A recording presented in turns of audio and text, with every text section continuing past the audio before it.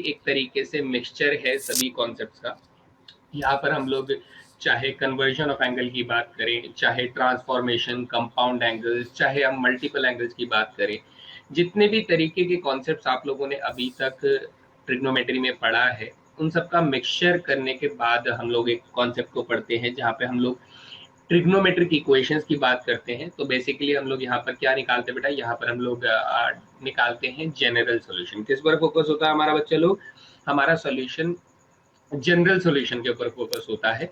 तो मैं यहाँ पर डिस्कशन करूंगा 6 फॉर्मूले में, आप थोड़ा बहुत तो आप लोगों को डेफिनेटली बताने की कोशिश करूंगा। जब आप बहुत अच्छे से समझ जाएंगे तो शायद से उन फॉर्मूलों को याद रखने में, उन्हें अप्लाई करने में कोई परेशानी आप लोगों को नहीं होगी। We will explain each and every formula, चाहे कितना भी मुश्किल क्यों ना हो। तो डेफिनेटली यहाँ पर क्लास को ज्वाइन करने का समय हो गया है, तो फटाफट जनता यहाँ पर क्लास को ज्वाइन करेगी और यहाँ पर कमेंट्स करना स्टार्ट कर देगी। Guys, I am waiting for everybody. Yes, तो very good morning to all of you guys, very good morning सभी को, मेरा प्यार भरा नमस्कार। तो चलिए स्टार्ट करते हैं। आज के सेशन में हम लोग ट्रिग्नोमेट्रिक इक्वेशंस यानी त्रिकोणीय जो हमारे समीकरण होते हैं, हम लोग उसके बारे में बात करेंगे। तो आज की क्लास में हम लोग क्या क्या देखने वाले हैं? आज की क्लास में हम लोग ट्रिग्नोमेट्रिक इक्वेशंस और जनरल सॉल्यूशंस, इन दोनों के बारे में बात करेंगे कि क्या होती है ट्रिग्नोमेट्रिक इक्वेशंस और क्या होती है जनरल सॉल्यूशन, है ना। एग्जाम एनालिसिस हम लोगों ने पहले भी देख लिया है कि 2019 में इतने सवाल, 2018 में इतने सवाल, 2017 में इतने सवाल, ठीक है, काफी अच्छा स्कोर है। एंड नेक्स्ट स्टेज में अगर बात करें तो प्रीवियस सेशन में क्या पढ़ा था हम लोगों ने? मल्टीपल एंड सब मल्टीपल एंगल फॉर्मूलाज के बारे में डिस्कशन किया था। हम लोगों ने sine 18 degree, cosine 18 degree, sine 36 degree, cosine 36 degree, इन सारी वैल्यूज को एक बार अच्छे से देखा था। अगर आप लोगों को याद नहीं है तो बेटा मैं यहाँ पर लिख देता हूँ कि सर साइन 18 डिग्री जो था वो हमारे पास कोसाइन 72 डिग्री के बराबर था, और उसकी वैल्यू किसके बराबर थी? √5 -1 डिवाइडेड बाई 4 के बराबर था। फिर हमारे पास कोसाइन 18 डिग्री जो था वो हमारे पास साइन 72 डिग्री के बराबर था, और इसकी वैल्यू कितनी थी? अंडर द रूट में 10 plus twice of √5 divided by 4 था, ये वैल्यू थी। और दो वैल्यूज कौन कौन सी थी सर? और दो वैल्यूज अगर हम बात करें तो साइन 36 डिग्री जो था वो हमारे पास कोसाइन 54 डिग्री के बराबर था। यानी कि जो हमारा क्वेश्चन क्या था बेटा, यहाँ पर साइन 36 डिग्री जो था वो हमारे पास कोसाइन 18 डिग्री से मैच करते हुआ था, तो यानी माइनस में था, यानी 10 - 2√5 डिवाइडेड बाई 4 था। और लास्ट में अगर मैं कोसाइन 36 डिग्री की बात करूं तो कोसाइन 36 डिग्री साइन 54 डिग्री के बराबर था, जिसकी वैल्यू हमारे पास कितनी थी? √5 + 1 डिवाइडेड बाई 4 थी। ठीक है, तो ये सारी की सारी चीजें हम लोगों ने प्रीवियस क्लास में पढ़ी थी। ठीक है, तो ये सारी चीजें थी, आई होप आप लोगों को क्लियर है, ये आप लोगों ने मेमोराइज भी कर लिया है। तो ये इंपॉर्टेंट है एनडीए के हिसाब से, तो काफी इंपॉर्टेंट है बेटा, एनडीए में काफी बार इसके ऊपर क्वेश्चंस देखे गए हैं। तो अब हम शुरू करते हैं बेटा general solution of trigonometric equations. तो ये हमारे पास कुल मिला के बेटा 6 फॉर्मूले हैं। ये पहला, ये दूसरा, ये तीसरा, ये चौथा, ये पांचवा और ये छठा, है ना। 6 हमारे पास फॉर्मूले हैं। आप चाहें तो इन्हें ये याद कर सकते हैं, आप चाहे तो इन्हें मेरे साथ समझ सकते हैं। ठीक है, तो मैं आप लोगों को समझाने की कोशिश करूंगा कि ये कैसे, ये आइडेंटिटी काम कर रही है, क्या इसका सेंस है, मतलब क्या कहना चाहता है ये, है ना। दो, अब मैं आप लोगों से एक सिंपल सा सवाल पूछता हूँ। मैं अभी के लिए आप लोगों से सिंपल सा एक क्वेश्चन पूछ रहा हूँ। मैं अगर आपको कहता हूँ कि सर साइन एक्स की वैल्यू 0 है, साइन एक्स की वैल्यू 0 है, तो आप लोग मुझे ये बताइए एक्स की क्या क्या वैल्यू हो सकती है।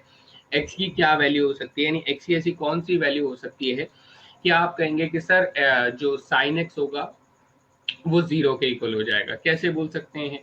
तो बेटा आप में से बहुत सारे बच्चे ऑलरेडी जानते होंगे कि सर साइन 0 डिग्री जो होता है वो भी 0 होता है, साइन 180 डिग्री जो होता है वो भी 0 होता है, साइन 360 डिग्री जो होता है वो भी सर 0 होता है, साइन 540 डिग्री जो होता है सर वो भी 0 होता है, साइन हमारे पास आगे बढ़ते हैं 720 डिग्री बढ़ते हैं तो भी सर वो भी 0 होता है। यानी कि sir there are hundreds of angles, there are hundreds of angles, 100 भी बेटा बोलना गलत है, आप जितनी गिनती कर सकते हैं बेटा उतनी गिनती आप यहाँ पर लिख सकते हैं। There are millions of solutions, मतलब आप अगर लिखना चाहें तो पता है एक्स के सॉल्यूशन में आप क्या क्या लिख सकते हैं। आप कह सकते हैं सर 0 डिग्री भी सॉल्यूशन हो सकता है, 180 डिग्री भी सॉल्यूशन हो सकता है, 360 डिग्री भी सॉल्यूशन हो सकता है, 540 डिग्री भी सॉल्यूशन हो सकता है, 720 डिग्री भी सॉल्यूशन हो सकता है, एंड सो ऑन बेटा।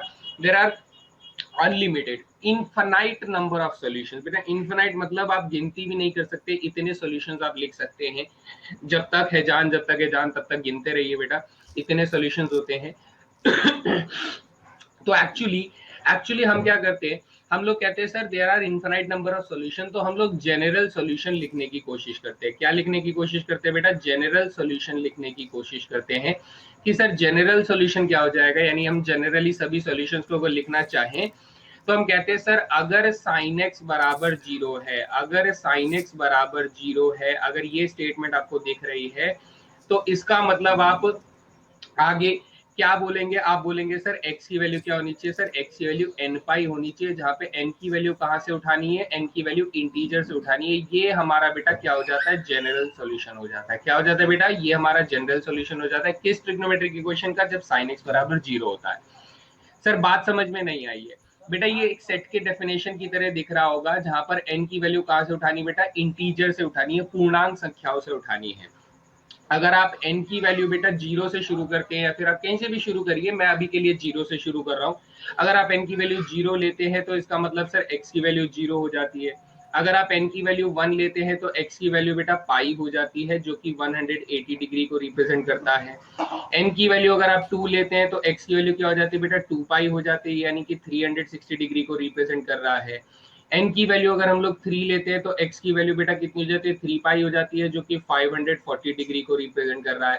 यानी आप देख सकते हैं कि sir 0 degree, 180 degree, 360 degree, 540 degree, ये सभी मेरे सॉल्यूशंस पहले ही मैंने आप लोगों को बता दिए थे। लेकिन इन जनरल हम लोग कैसे लिखते हैं बेटा? हम लोग लिखते हैं x बराबर n पाई लिखते हैं, जहाँ पे n की वैल्यू हम लोग इंटीजर से पिक करते हैं। बताइए किसी को कोई सवाल यहाँ तक? फटाफट बताएंगे, फटाफट बताएंगे। कोई क्वेश्चन आपके मन में?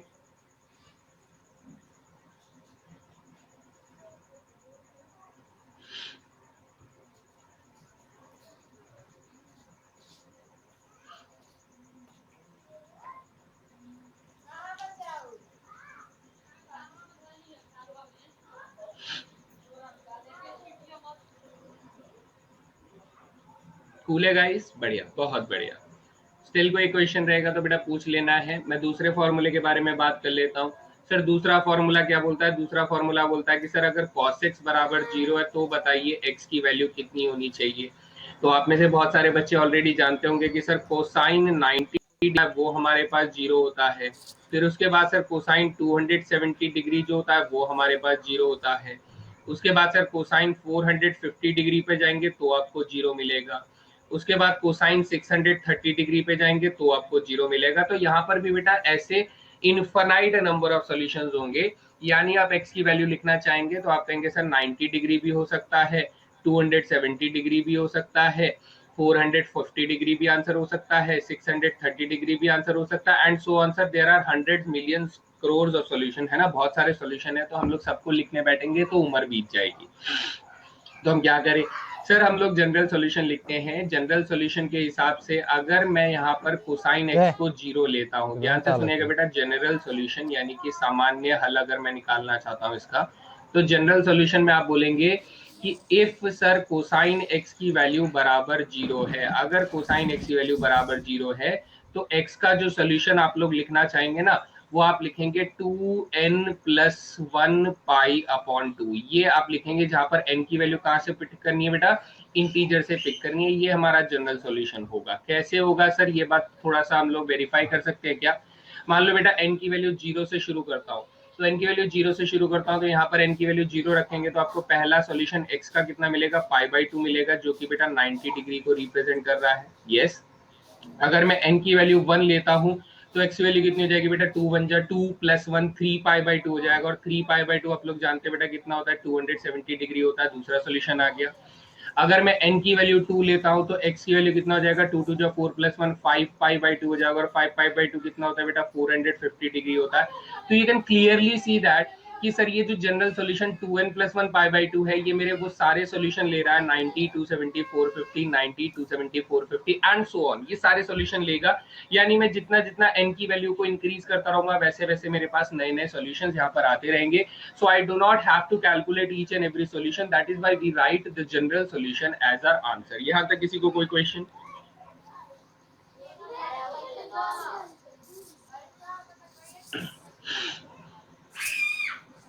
Yes Manish, odd π/2 exactly Manish बेटा, मैं यही लैंग्वेज यूज करता हूँ, लेकिन बहुत सारे बच्चों को ये वाला लैंग्वेज समझ में नहीं आता है। Odd π/2 will be the right answer, ठीक है बेटा, ऑड π/2। हम लोग इसे सिंपल कैसे याद रख सकते हैं कि सर cos x कब 0 होगा, जब ऑड π/2 होगा, तब हम लोग 0 लेते हैं।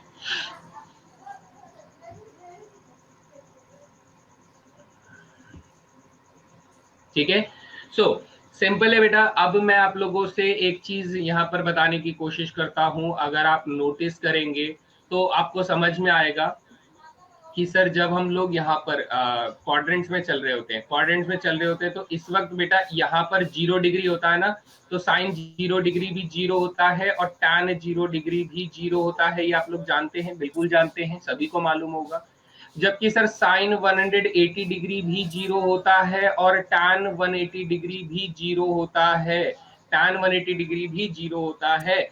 यानी सर जहां जहां पर साइन x 0 होता है, जहां जहां पर साइन x 0 होता है, ठीक उसी जगह पर बेटा tan x भी 0 होता है। ये बात तो हमें समझ में आ गई है ना सर? जहां जहां पर sin x 0 होता है, जिन जिन एंगलों पर sin x की वैल्यू 0 आती है, ठीक उन्हीं एंगल्स पर tan x की वैल्यू भी 0 आती है, कोई परेशानी नहीं है। तो tan x जब 0 होता है तो हम लोग जनरल सोल्यूशन क्या लेते हैं बेटा, x बराबर n पाई ले लेते हैं, जो कि एक्चुअली साइन का ही सोल्यूशन था बेटा, साइन x का ही सोल्यूशन था। तो आप लोग यहाँ पे फॉर्मूले में देख सकते हैं बेटा कि साइन x बराबर 0 था तो x बराबर n पाई था, तो tan x बराबर 0 है तो बेटा x बराबर n पाई है। दोनों का मतलब सेम सोल्यूशन इसलिए है क्योंकि जहां जहां पर sin x 0 था, वहीं वहीं पर tan x भी 0 था, तो we don't have different solution in these cases. किसी को कोई सवाल बेटा यहाँ से? सभी को क्लियर हो गया कि y tan x का सॉल्यूशन sin x के सॉल्यूशन से मैच कर रहा है सर? ठीक है, sin x और tan x का सॉल्यूशन मैच क्यों कर रहा है, ये बात सभी को समझ में आ गई?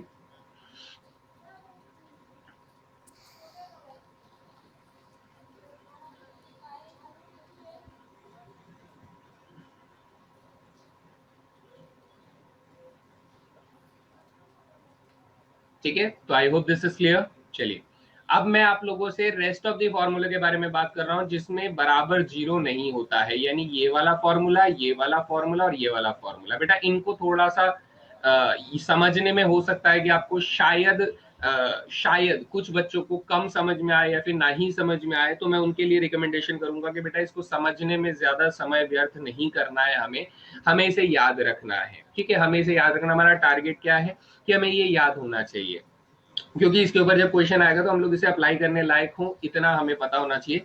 रेस्ट में कोशिश तो यही करूंगा कि आप लोगों को ये सारे फॉर्मूले समझ में आ जाए। बेटा सिर्फ फोकस ये रखना है कि जो मैं बोलना चाहता हूँ उस पर पूरा फोकस रखना है ना बेटा।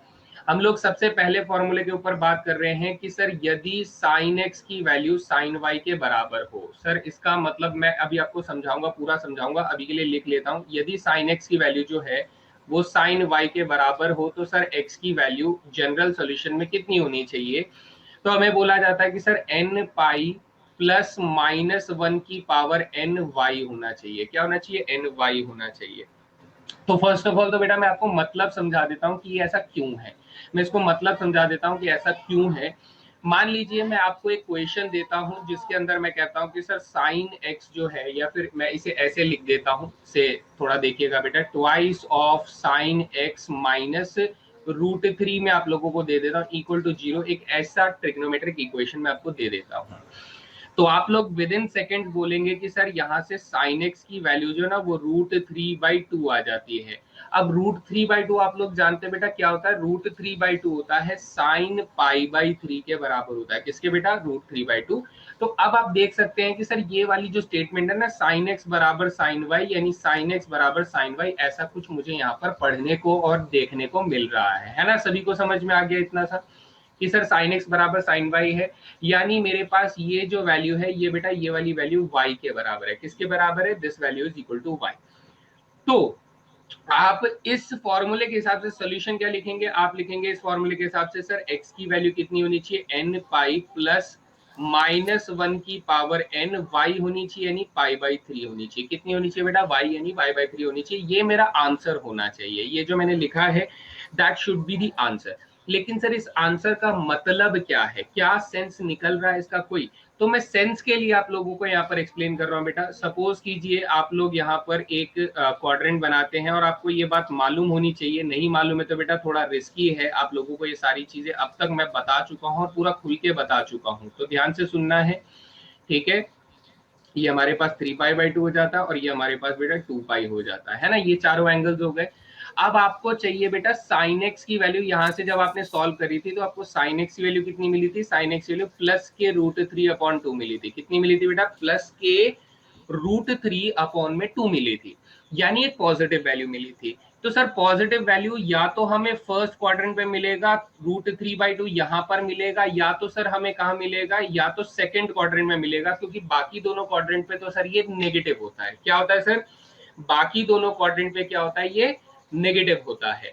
तो हम लोग क्या करते हैं बेटा, जब हम लोग 0 पर थे तो 0 पर हम लोगों ने π/3 को ऐड किया बेटा। क्या किया, हम लोगों ने π/3 को ऐड किया, यानी पॉजिटिव डायरेक्शन में हम लोग चले। इसका मतलब सर हम लोगों ने +π/3 किया। कितना किया बेटा, +π/3 किया। लेकिन जब हम लोग पाई पर थे तो हम लोग क्या किए बेटा, हम लोग π/3 को माइनस किए, प्लस नहीं किए बेटा, तब हम लोगों ने π/3 को माइनस किए। तो इस तरीके से मैं जितने भी क्वाड्रेंट से चक्कर लगाता रहूंगा, मेरे को दोनों सॉल्यूशंस यहीं पर मिलेंगे, जो कि एक्चुअली आप लोगों को क्या दे रहे होंगे बेटा, प्लस के √3/2 सॉल्यूशन दे रहे होंगे। क्या ये बात यहां तक सभी को समझ में आती, किसी को कोई सवाल है यहां तक? तो अब हम लोग क्या करें सर, अब हम लोग ये करें कि अगर मैं इससे सॉल्यूशन निकालना चाहता हूं, किससे सर, इससे सॉल्यूशन निकालना चाहता हूं, तो मैंने कहा सर n की वैल्यू कहां से होनी चाहिए, n की वैल्यू इंटीजर से होनी चाहिए। तो जब मैं यहाँ पर n की वैल्यू बेटा सबसे पहले 0 से शुरुआत कर रहा हूँ, कहां से शुरुआत कर रहा हूँ, n की वैल्यू 0 से शुरुआत कर रहा हूँ। ध्यान से सुनिएगा बेटा, 0 से शुरुआत कर रहा हूँ। तो आप लोग जब 0 ले रहे होंगे तो आपको x की वैल्यू क्या मिलेगी बेटा, x की वैल्यू आपको 0 प्लस -1 की पावर 0 यानी 1, यानी कि आपको बेटा मिलेगा 0 प्लस π/3 मिलेगा। आपका पहला सॉल्यूशन क्या हो गया बेटा, π/3 हो गया। पहला सॉल्यूशन कितना आ गया बच्चा, ओके पहला सॉल्यूशन कितना हो गया, π/3 हो गया। हाँ सर π/3 तो सॉल्यूशन आ रहा है। जब मैं n की वैल्यू बेटा 1 लूंगा तो आप लोगों को x का सॉल्यूशन कितना मिल जाएगा, 1π, यानी कि 1 इंटू पाई बेटा पाई आ जाएगा। और -1 की पावर 1 कर देंगे तो -1 की पावर 1 तो बेटा माइनस आ जाएगा, और पाई माइनस π/3 हो जाएगा। तो आपका दूसरा सॉल्यूशन कितना हो गया बेटा, 2π/3 हो गया। देखो बेटा ये वाला एंगल जो है ये 2π/3 को रिप्रेजेंट कर रहा है, ये वाला एंगल बेटा π/3 को रिप्रेजेंट कर रहा है ना। अगर मैं यहाँ पर n की वैल्यू से 2 ले लेता हूं तो 2 लेने पर क्या होगा, x की वैल्यू बेटा यहाँ पर 2 डाल देंगे तो 2π हो जाएगा, और -1 की पावर 2 जो होता है बेटा वो प्लस हो जाता है, यानी +π/3 हो जाएगा। यानी हमारा जो अगला सोल्यूशन होना चाहिए वो होना चाहिए 7π/3 होना चाहिए।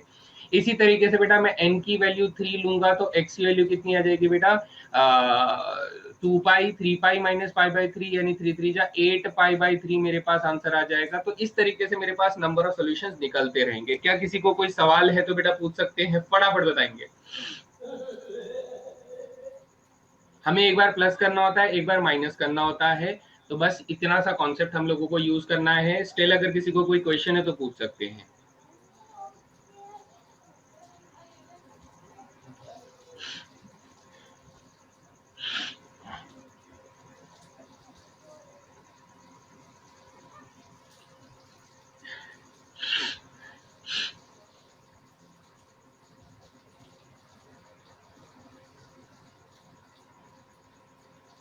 शोएब अली को क्लियर है, एनीबडी एल्स?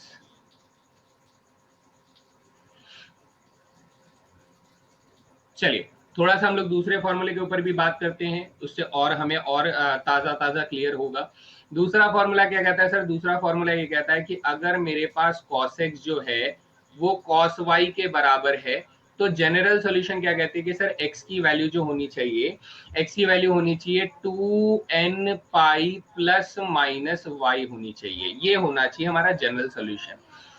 कैसे सर? इसको हम लोग थोड़ा सा एग्जांपल से देखते हैं कि इस बार मान लीजिए बेटा मैंने आप लोगों को thrice of cosine 2x, thrice of cosine 2x ना लेकर मैंने क्या ले लिया बेटा, कुछ ऐसे ले लिया। कैसे ले लिया? हाँ, थ्राइस ऑफ सीकेंट एक्स मैंने ले लिया और माइनस के 2 बराबर 0 ले लिया। ये मैंने आप लोगों को एक इक्वेशन लिया है। तो आप लोग विद इन सेकेंड्स आप ये बोल सकते हैं कि सर इसको सॉल्व करने पर हमें सेक एक्स की वैल्यू क्या मिलती है? सेक एक्स की वैल्यू 2/√3 मिलती है। यहीं से आप लोग क्या बोलोगे सर? cos x की वैल्यू कितनी हो जाती है? cos x की वैल्यू √3/2 हो जाती है। कितनी हो जाती है बेटा? √3/2 हो जाती है। हो गया? यानी कि सर आप लोग ये बोल सकते हो कि सर cos x की वैल्यू जो है वो इस बार √3/2 नहीं, किसके बराबर है? cos π/6 के बराबर है। किसके बराबर है? cos π/6 के बराबर है। यानी ये जो एंगल आप लोग देख रहे हो π/6, ये क्या है बेटा? y के बराबर है। किसके बराबर है? इस y के बराबर है। इस y के बराबर हो जाता है। तो हमारा जनरल सॉल्यूशन कितना होना चाहिए? हमारा जनरल सॉल्यूशन होना चाहिए सर x की वैल्यू क्या होनी चाहिए? 2n पाई प्लस माइनस π/6 होना चाहिए। ये हमारा जनरल सॉल्यूशन होना चाहिए बेटा। ये हमारा जनरल सॉल्यूशन, ये हमारा आंसर होना चाहिए। सर थोड़ा सा इसे डायग्रामेटिकली समझने की कोशिश करते हैं क्वाड्रेंट्स की मदद से। अगर हम लोग इसे समझे तो आप बेटा क्वाड्रेंट्स को अगर आप देखोगे तो क्वाड्रेंट्स के हिसाब से 0 डिग्री इधर आएगा, 2 पाई इधर आएगा, 90 बेटा इधर आएगा, π/2 इधर आएगा, मतलब इधर पाई आ जाएगा और इधर आपके पास क्या आ जाएगा? इधर 3 π/2 आ जाएगा। कितना आ जाएगा? 3 π/2। आपको क्या चाहिए? आपको cos x की वैल्यू ना पॉजिटिव √3/2 चाहिए। कितनी चाहिए? पॉजिटिव √3/2 चाहिए। तो आप कहेंगे सर पॉजिटिव √3/2 या तो मुझे यहाँ पर मिलेगा या तो मुझे यहाँ पर मिलेगा, यानी मुझे पहले और चौथे क्वाड्रेंट में मिल सकता है, क्योंकि बाकी दोनों क्वाड्रेंट में कोसाइन तो नेगेटिव होता है। बाकी दोनों क्वाड्रेंट्स में कोसाइन नेगेटिव होता है। यानी सर हो सकता है या तो मैं जीरो में एक बार चीज को प्लस कर रहा हूंगा, यानी मैं प्लस π/6 कर रहा हूंगा, या फिर मैं जीरो में एक बार π/6 को माइनस कर रहा हूंगा। तो मैं एक ही जगह पर बेटा प्लस भी कर रहा हूं और माइनस भी कर रहा हूं। तो बेटा इसीलिए मेरा जो जनरल सॉल्यूशन है, एक बार प्लस हो रहा है, दूसरी बार माइनस हो रहा है। सेम एंगल पर प्लस भी हो रहा है और माइनस भी हो रहा है। ये कॉन्सेप्ट हम लोग यहाँ से लेकर आते हैं। When you understand this formula तो बेटा एक मजेदार फीलिंग आती है, पता नहीं क्या सीख लिया हम लोगों ने। ठीक है, आइंस्टाइन की आत्मा भी हम लोगों को देखकर थोड़ा थोड़ा खुश हो रही होती है कि आज के बच्चे जो हैं ये चीजों को समझ रहे हैं, सिर्फ रट्टा नहीं मार रहे हैं। वरना आइंस्टाइन पे नीचे भी नहीं देखते हैं, फिर बुरा मान जाते हैं। ठीक है, तो उनको थोड़ा सा खुशी देने के लिए हम लोग इसको और अच्छे से समझ लेते हैं कि हाँ ये ऐसे काम कर रहा है, इस तरीके से ये सारी चीजें चल रही हैं। तो जब हम लोगों ने ऐसे समझा तो सर क्या ये फॉर्मूला काम कर रहा है? बेटा काम तो डेफिनेटली करेगा ही। अभी तक हम लोगों ने चेक करते हुए तो सारे फॉर्मूले यहाँ पर लिखे हैं ना। काम करने के लिए हम लोग शुरू करते हैं। सबसे पहले शुरुआत करते हैं सर n की वैल्यू 0 लेकर शुरुआत करते हैं। तो x की वैल्यू क्या हो जाएगी? यहाँ पर 0 डाल दीजिए। तो बेटा 0 प्लस माइनस π/6, यानी आपका एक सोल्यूशन x बराबर π/6 हो जाएगा और एक सोल्यूशन आपका x बराबर माइनस के π/6 हो जाएगा। दो सोल्यूशन निकल कर आ रहे हैं जब आप 0 पर लेते हैं। तो n की वैल्यू बेटा 1 लेते हैं। तो n की वैल्यू 1 लेने पर x की वैल्यू कितनी आएगी? n की वैल्यू 1 लेने पर आपके पास यहाँ पर 2 पाई बन जाएगा और 2 पाई में से एक बार प्लस एक बार माइनस करेंगे तो आपके पास एक सोल्यूशन कितना आएगा बच्चा? आपके पास एक सोल्यूशन आएगा 2 पाई माइनस π/6, यानी कि 11 π/6 आ जाएगा। और दूसरा सोल्यूशन कितना आ जाएगा बेटा? 13 π/6 आ जाएगा। लो बेटा ये दोनों सोल्यूशन मुझे ऑब्वियसली चक्कर लगाने के बाद मिलेंगे। सो इस तरीके से आप अलग अलग n की वैल्यू रखकर इनकी जनरल सॉल्यूशंस के बजाय आप लोग पर्टिकुलर सॉल्यूशंस को निकाल सकते हैं। लेकिन हाँ, क्योंकि हमारे पास बहुत सारे इनफाइनाइट सॉल्यूशन होते हैं, इसलिए हम लोग जनरल सॉल्यूशन का इस्तेमाल करते हैं। क्लियर है बेटा? सभी को समझ में आ गया? यहाँ तक किसी को कोई सवाल है तो पूछ सकते हैं।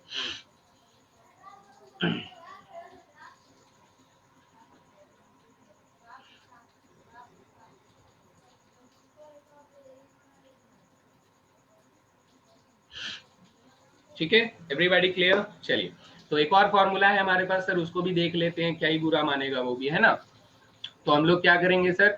तीसरे फॉर्मूले की तरफ चलेंगे। तीसरा फॉर्मूला सेज कि व्हाट इफ सर अगर tan x बराबर tan y हो जाए, अगर tan x बराबर tan y हो जाए तब x का जनरल सॉल्यूशन क्या होगा, तब x का जनरल सॉल्यूशन आप लोग बोलोगे बेटा n पाई प्लस वाई बोलोगे। क्या बोलोगे, n पाई प्लस वाई बोलोगे। ये कैसे हुआ सर, इसके लिए भी हम लोग छोटा सा एग्जांपल लेकर चलते हैं।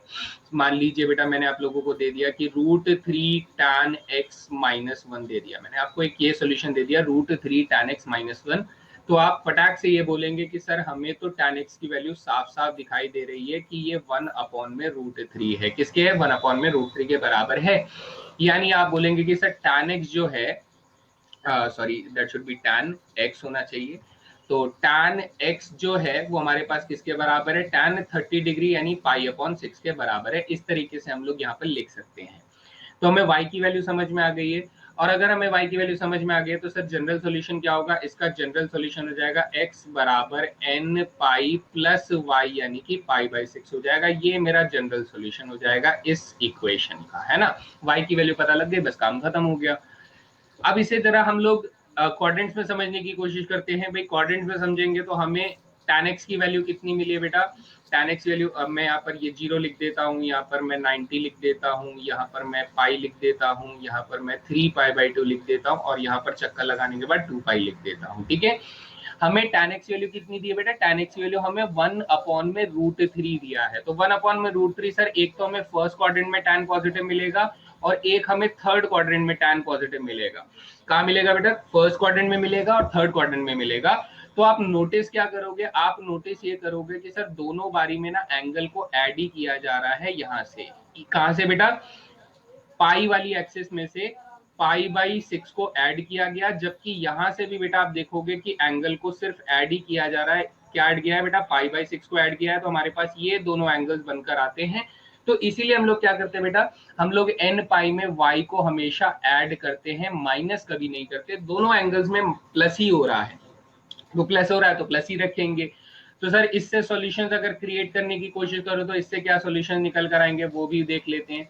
बेटा हम लोगों को ये x का सॉल्यूशन दिया हुआ और n कहाँ से उठाना है, n हमें इंटीजर से उठाना है। तो मैं सबसे पहले n की वैल्यू 0 से स्टार्ट कर रहा हूँ, क्योंकि इंटीजर तो कुछ भी हो सकता है ना, लेकिन 0 से शुरुआत करते हैं। तो यहाँ पर क्या आ जाएगा सर, n पाई 0 पाई प्लस π/6 करूंगा तो बेटा π/6 आ जाएगा। n की वैल्यू अगर मैं 1 लेता हूं तो x की वैल्यू कितनी आ जाएगी, x की वैल्यू पाई प्लस π/6 आ जाएगी। और पाई प्लस π/6 देखो बेटा ये वाला एंगल दिखाएगा पाई प्लस π/6 है ना, ये वाला एंगल दिखाएगा जो कि आपको कितना दे देगा, 7π/6 दे देगा। n की वैल्यू ऐसे अगर आप 2 लेते हैं तो x की वैल्यू कितनी हो जाएगी बेटा, x की वैल्यू आप लोगों को मिल रही होगी 2π प्लस π/6, तो आप लोगों को मिलेगा बेटा 13π/6 मिलेगा। इस तरीके से आप लोगों को एंगल मिलते रहेंगे and so on, you will have infinite number of solutions, क्योंकि इंटीजर भी बेटा इनफिनाइट होते हैं। कोई सवाल बेटा यहाँ तक फटाफट बताएंगे, एनी क्वेश्चंस?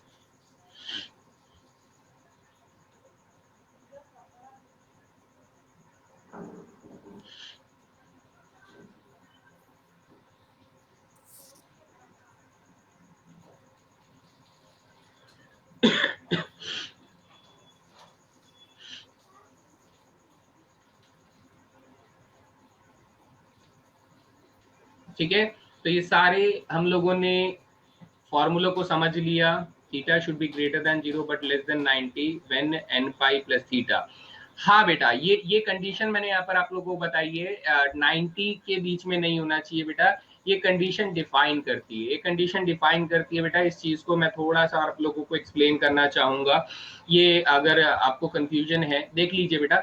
सपोज कीजिए यहाँ पर मैं 3 कंडीशन लेकर चल रहा हूँ। 3 कंडीशन क्या लेकर चल रहा हूँ कि यहाँ पर पहली कंडीशन में मैं आप लोगों को देता हूँ कि सर साइन एक्स बराबर आपको 1/2 नहीं माइनस के 1/2 दिया है, कॉस एक्स बराबर आपको √3/2 नहीं माइनस के √3/2 दिया है, और tan x बराबर आप लोगों को बेटा 1/√3 नहीं माइनस के 1/√3 दिया। अब तक हम लोगों ने सारे एंगल पॉजिटिव के साथ लेकर खेले थे। नेगेटिव आ जाए तो क्या होगा बेटा, थीटा की वैल्यू 0 से 90 के बीच में कोई रिस्ट्रिक्शन नहीं है, you have to understand what is going on here. तो मैं यहाँ पर कहूंगा सर साइन एक्स की वैल्यू माइनस के 1/2 जो होती है ना, ये एक्चुअली किसके बराबर हो जाएगा बेटा, ये एक्चुअली साइन माइनस के 30 डिग्री के बराबर हो जाएगा। होगा या नहीं होगा? तो अब हमारे पास यहाँ पर जो y की वैल्यू है ना बेटा, वो माइनस के π/6 है। यानी ये जो एंगल आप ले रहे हो ना, वो नेगेटिव में भी ले सकते हो, you can take that negative value बेटा।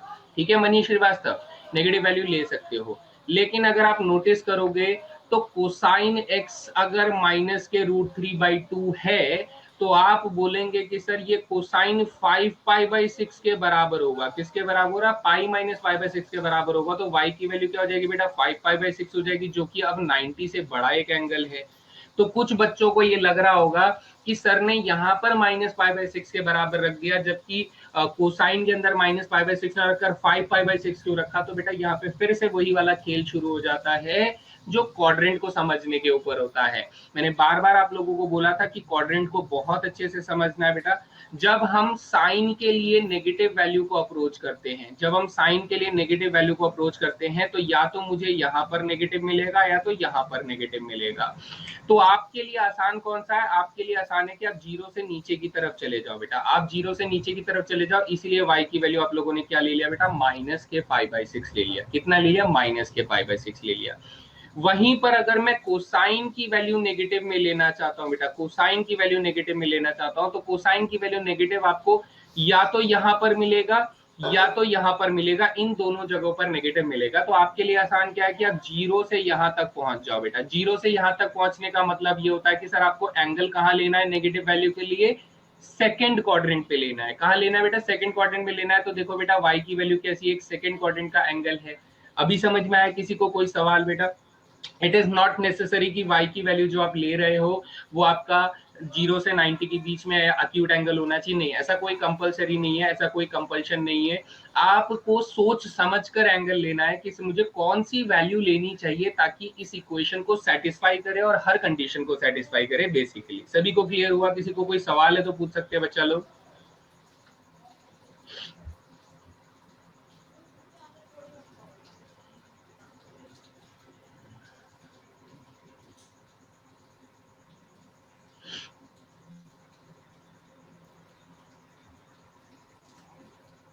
ठीक है, चलिए बढ़िया।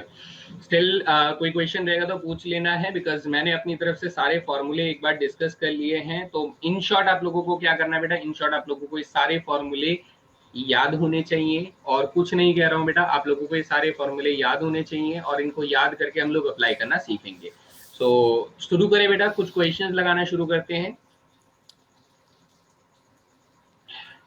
ये सबसे पहला सवाल आप लोगों की स्क्रीन पर ये रहा बच्चा लोग। तो देखते हैं इस क्वेश्चन का सही जवाब कौन। ठीक है,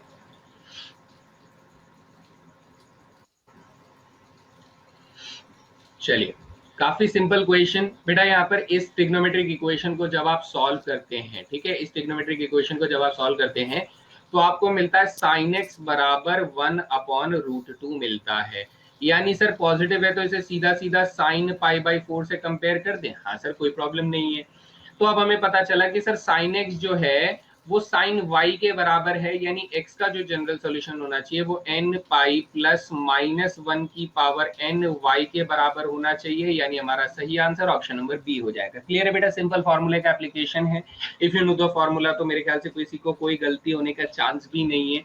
लेकिन कुछ बच्चों ने गलत जवाब दिया बेटा, उसका दुख है मुझे। निखिल, देवव्रत, हर्षित, दीपांशु, रोहन राणा, बेटा थोड़ा सा फोकस करो बेटा, मुश्किल नहीं है, आसान है, काफी आसान है। क्लियर है बेटा सभी को? सिंपल सा सॉल्यूशन मैंने आप लोगों को बताया कि सर साइन एक्स जो है वो साइन वाई के बराबर है, तो एक्स बराबर -n π प्लस -1 की पावर n y के बराबर होगा। ठीक है, चलिए अगला सवाल बेटा ये रहा। इसके लिए फटाफट आंसर करने की कोशिश करेगी जनता। मैं वेट कर रहा हूँ इसका भी। 30 सेकेंड्स का टाइम मैं दे रहा हूँ आप लोगों को इस क्वेश्चन के लिए। ठीक है, चलो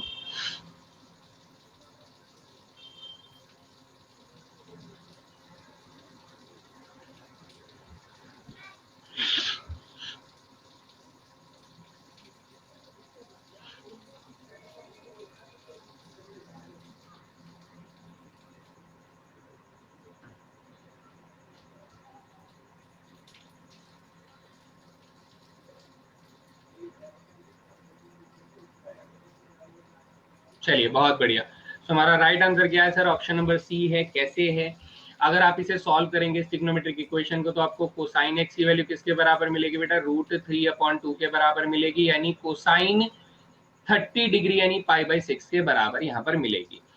तो हमने कहा सर कोसाइन x जो है वो अगर कोसाइन y के बराबर है तो x का जनरल सॉल्यूशन हम लोगों ने क्या पढ़ा था sir 2n pi plus minus y के बराबर पढ़ा था, जबकि y की वैल्यू यहाँ पर आप लोगों ने कितनी निकाली बेटा, आप लोगों ने पाई अपॉन में 6 निकाली। तो ये मेरा राइट आंसर होना चाहिए जो कि ऑप्शन नंबर सी में दिखाई दे रहा है। क्लियर है बच्चा लोग? ठीक है, सिंपल। चलिए अगला सवाल देखते हैं। इस क्वेश्चन का आंसर करने की कोशिश करेगी जनता। आई am waiting for right answer. Sumit Goswami जल्दबाजी क्यों कर रहे हैं बेटा, इतनी देर में तो मैं खुद नहीं सॉल्व कर पाऊंगा जितनी देर में आपने आंसर कर दिया। सॉल्व करके निकालिए बेटा, ऐसे तुक्का नहीं लगाना है ना, अच्छा नहीं लगता है। सभी बच्चे एक बार क्वेश्चन को सॉल्व करें और फिर परफेक्ट आंसर निकालें कि हाँ सर यही आंसर होना चाहिए और कुछ नहीं होना चाहिए। तो कोशिश किया कीजिए।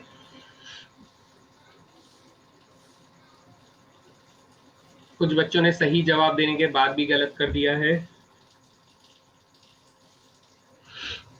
चलिए सॉल्व करें।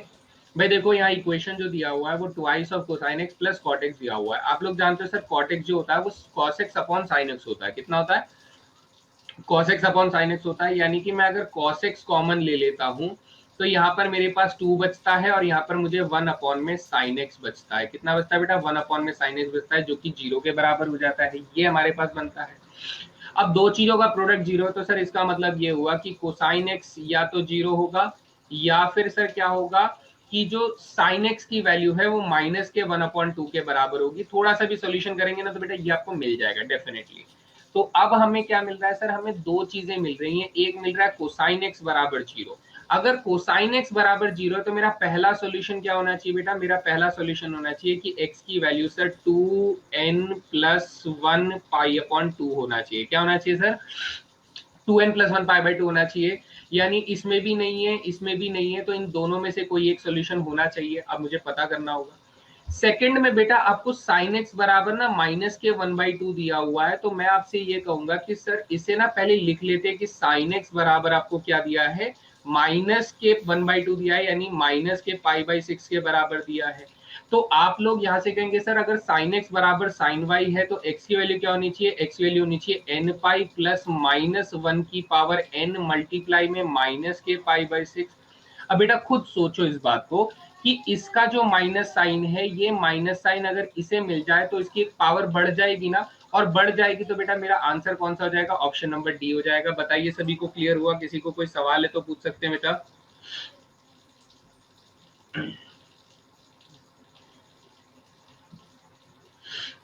जल्दी से बताएंगे, कोई भी सवाल?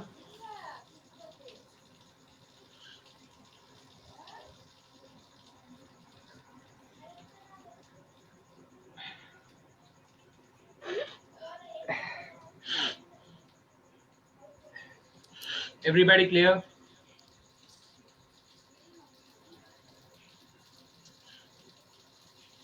ठीक है, चलिए बहुत बढ़िया। तो दो सॉल्यूशन हमारे पास निकले बेटा, एक कोसाइन एक्स 0 था, एक साइन एक्स बराबर -1/2 था। तो हम लोगों ने दोनों को एक साथ सॉल्यूशन को लेते हुए चले।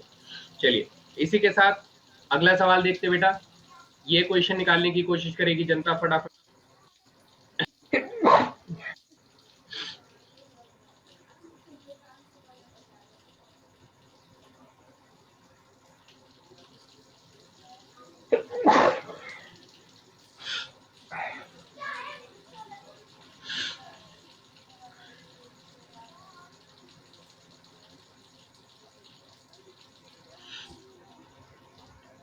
बहुत सारे बच्चों ने अभी भी गलत जवाब दिया है। चलिए इसका सॉल्यूशन कितना है सर? इसका सॉल्यूशन हमारे पास ऑप्शन नंबर बी है। कैसे है देखते हैं। वही सेम पैटर्न है सर कि अगर हमें जो क्वेश्चन दिया हुआ है वो दिया हुआ है twice of sine A plus tan A बराबर 0 दिया है। यानी कि सर मैं टैन ए को क्या लिख सकता हूँ? सबसे पहले तो मैं टैन ए को sign A upon cos A लिख सकता हूँ। क्या लिख सकता हूँ बेटा? साइन ए अपॉन में कॉस ए लिख सकता हूँ, बिल्कुल लिख सकता हूँ। तो आप लोग यहाँ से क्या कर सकते हैं सर? आप लोग यहाँ से साइन ए कॉमन ले सकते हैं। अगर आप साइन ए कॉमन लेते हैं तो आपके पास 2 प्लस 1 अपॉन में कॉस ए बचता है, ये बचता है इक्वल टू 0 आता है। यानी आप यहाँ से दो सोल्यूशन लिख सकते हैं। पहला सोल्यूशन ये कि सर साइन ए की वैल्यू ही 0 हो जाए। दूसरा सोल्यूशन ये कि सर ये कॉस ए की वैल्यू जो है वो माइनस के 1/2 के बराबर हो जाए, है ना। ये वाला पार्ट जब आप सॉल्व करेंगे तो आपको यही सोल्यूशन मिलेगा। डेफिनेटली मैं पूरा नहीं लिख रहा हूँ क्योंकि इतने स्मार्ट हैं, एनडीए के बच्चे हैं, इतना मैं एक्सपेक्ट कर सकता हूँ इनसे। तो साइन ए बराबर 0 कब होता है सर? जब ए की वैल्यू यानी एक्स की वैल्यू जो होती है, जो हमारा सोल्यूशन होता है जनरल सोल्यूशन, वो किसके बराबर हो जाएगा? वो हो जाएगा एन पाई के बराबर हो जाएगा। यानी मेरा पहला सोल्यूशन क्या हो जाएगा? ए बराबर एन पाई हो जाएगा। अब यहाँ पे कोसाइन ए जो है वो माइनस के 1/2 दिया हुआ है, यानी कोसाइन ए जो होगा वो एक्चुअली किसके बराबर पाया जाएगा बेटा? एक्चुअली पाया जाएगा पाई minus pi by 3, second quadrant में 2 पाई बाई 3 के बराबर पाया जाएगा। किसी को नहीं समझ में आया तो बेटा मैं उसके लिए बता देता हूं कि सेकेंड क्वाड्रेंट में जाने का एक तरीका होता है कि आपको पहले 0 से लेके पाई तक का सफर तय करना होता है, और फिर उसमें से बेटा रिवर्स ऑर्डर में रिवर्स गियर लगाना पड़ता है पीछे की तरफ जाने के लिए। तो हम लोग पीछे जाने के लिए क्या करते हैं बेटा? ये 2 पाई बाई 3 कैसे आया? आप पहले पाई तक गए और फिर आपने रिवर्स गियर लगाया पाई बाई 3 का, रिवर्स गियर लगाया तो पाई माइनस पाई बाई 3 किया, इसीलिए हमारे पास कितना आया बेटा? ये एंगल हमारे पास 2 पाई बाई 3 के बराबर आया। किसके बेटा? 2 पाई बाई 3 के बराबर आया। I hope this is clear. ठीक है, तो सर अगर cos A cosine 2 pi by 3 के बराबर है तो सर ए का सोल्यूशन कितना होना चाहिए? ए का सोल्यूशन होना चाहिए 2n pi plus minus 2 pi by 3 होना चाहिए। यानी ये मेरा दूसरा सोल्यूशन होना चाहिए इस ट्रिग्नोमेट्रिक इक्वेशन का। तो मेरा पहला सोल्यूशन बेटा एन पाई है, दूसरा solution 2n pi plus 2 pi by 3 है, यानी कि n pi plus 2m pi plus 2 pi by 3। मेरा सेकंड ऑप्शन बिल्कुल सही जवाब आ जाता है। Everybody clear guys? किसी को कोई सवाल है तो पूछ सकते हैं।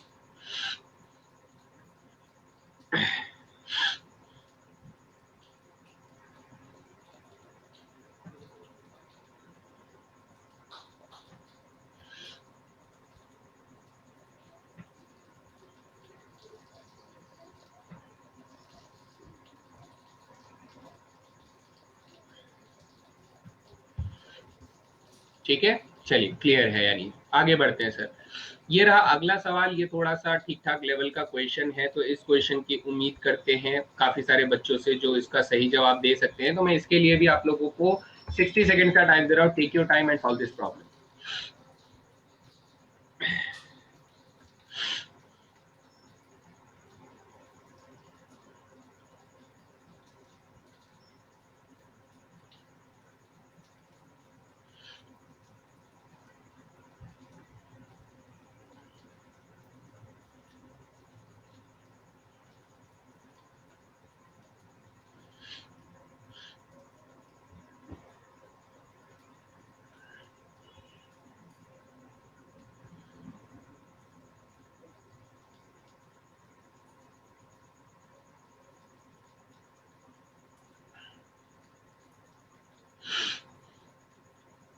बच्चे सॉल्व नहीं कर रहे हैं, मतलब सही आंसर नहीं आते हैं, मतलब थोड़ा सा या तो फॉर्मूला याद नहीं है या फिर कुछ और प्रॉब्लम है।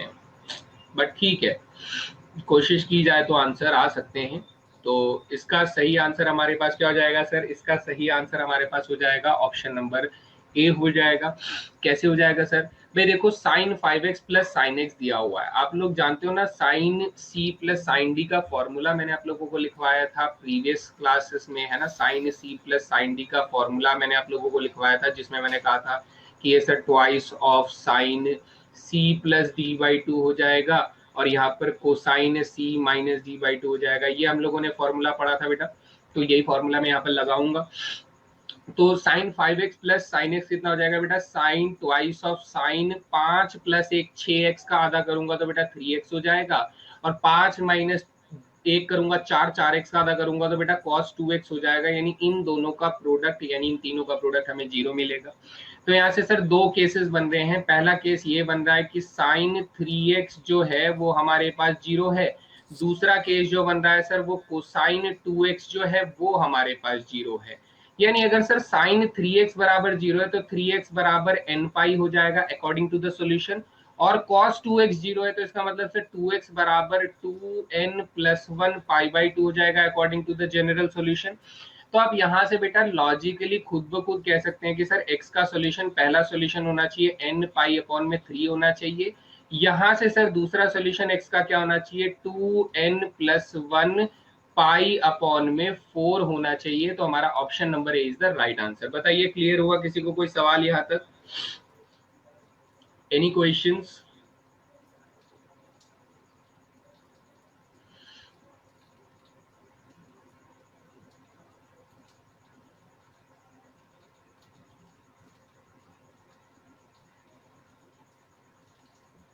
चलिए बढ़िया है ना, सिंपल था, काफी सिंपल था। चलिए ये रहा बेटा नेक्स्ट क्वेश्चन। बेटा इस क्वेश्चन को सॉल्व करने की कोशिश करेगी जनता। सॉल्व करते हैं इस क्वेश्चन को। सर यहाँ पर हमें साइन एक्स जो है वो साइन 5x के साथ ऐड किया और साइन 2x जो है साइन 4x के साथ ऐड किया और दोनों बराबर दिए हुए हैं। यानी अगर मैं लेफ्ट हैंड साइड के ऊपर फॉर्मूला लगाता हूं तो ये twice of sign 3x cos 2x के बराबर आ जाएगा, जैसा कि हम लोगों ने पीछे लगाया। ठीक है, कॉस 2x से बेटा ये x है ना, ये थोड़ा सा n जैसा दिखाई दे रहा है। और इधर की तरफ फॉर्मूला लगाऊंगा तो बेटा ये twice of sign 3x cos x बन जाएगा। कितना हो जाएगा? Twice of sign 3x cos x के बराबर बन जाएगा। तो आप लोग कहोगे सर ये 2 से 2 कट गया, साइन 3x से साइन 3x कट गया, यानी कुल मिला के हमारे पास जो कॉस 2x आया वो माइनस कॉस x बराबर 0 हो गया। लेकिन सर ऐसे मजा नहीं आ रहा है, दोनों तरफ x नहीं छूटना चाहिए, एक ही तरफ कुछ छूटना चाहिए। तो हम लोग इस पे फॉर्मूला लगाएंगे तो cos c minus cos d का फॉर्मूला लगाएंगे तो cos c minus cos d का फॉर्मूला होता है माइनस के 2 sine a plus B by 2, यानी कि आपके पास आ जाएगा 3x/2 आ जाएगा। और sine a minus B by 2 यानी आप लोगों के पास 2x माइनस x/2 आ जाएगा। ये फॉर्मूला बनकर आ जाएगा। तो यहाँ से आपके पास दो कंडीशन बनकर आते बेटा। पहली कंडीशन ये कहती है कि सर साइन 3x/2 जो है वो हमारे पास 0 हो जाता है। दूसरी कंडीशन ये कहती है कि सर साइन x/2 की वैल्यू 0 हो जाती है। यदि सर साइन 3x/2 की वैल्यू 0 तो इसका मतलब 3x/2 बराबर हमारे पास n पाई के बराबर है। किस कौन बराबर है बेटा? 3x/2 जो है ना, कितना है? 3x/2 जो है वो n पाई के बराबर है। यानी सर x की वैल्यू क्या होनी चाहिए? 2n पाई अपॉन में 3 के बराबर होनी चाहिए। जो कि मैं देख पा रहा हूं कि सर इन दोनों में तो है, इन दोनों में ये ऑप्शन नहीं है, तो मैंने इनको काट दिया। ऑप्शन नंबर सी और डी को मैंने काट दिया। फिर अगर मैं यहाँ से देखूं तो सर यहाँ से x/2 जो होगा वो n पाई के बराबर होना चाहिए। यानी कि सर x की वैल्यू क्या होनी चाहिए? x की वैल्यू 2n पाई के बराबर होनी चाहिए। यानी ये दोनों सोल्यूशन मुझे ऑप्शन नंबर ए में दिखाई दे रहे हैं। तो बताइए सभी को क्लियर हुआ? किसी को कोई सवाल है तो पूछ सकते हैं बच्चा लोग। चलिए जल्दी से बताएंगे। Any questions?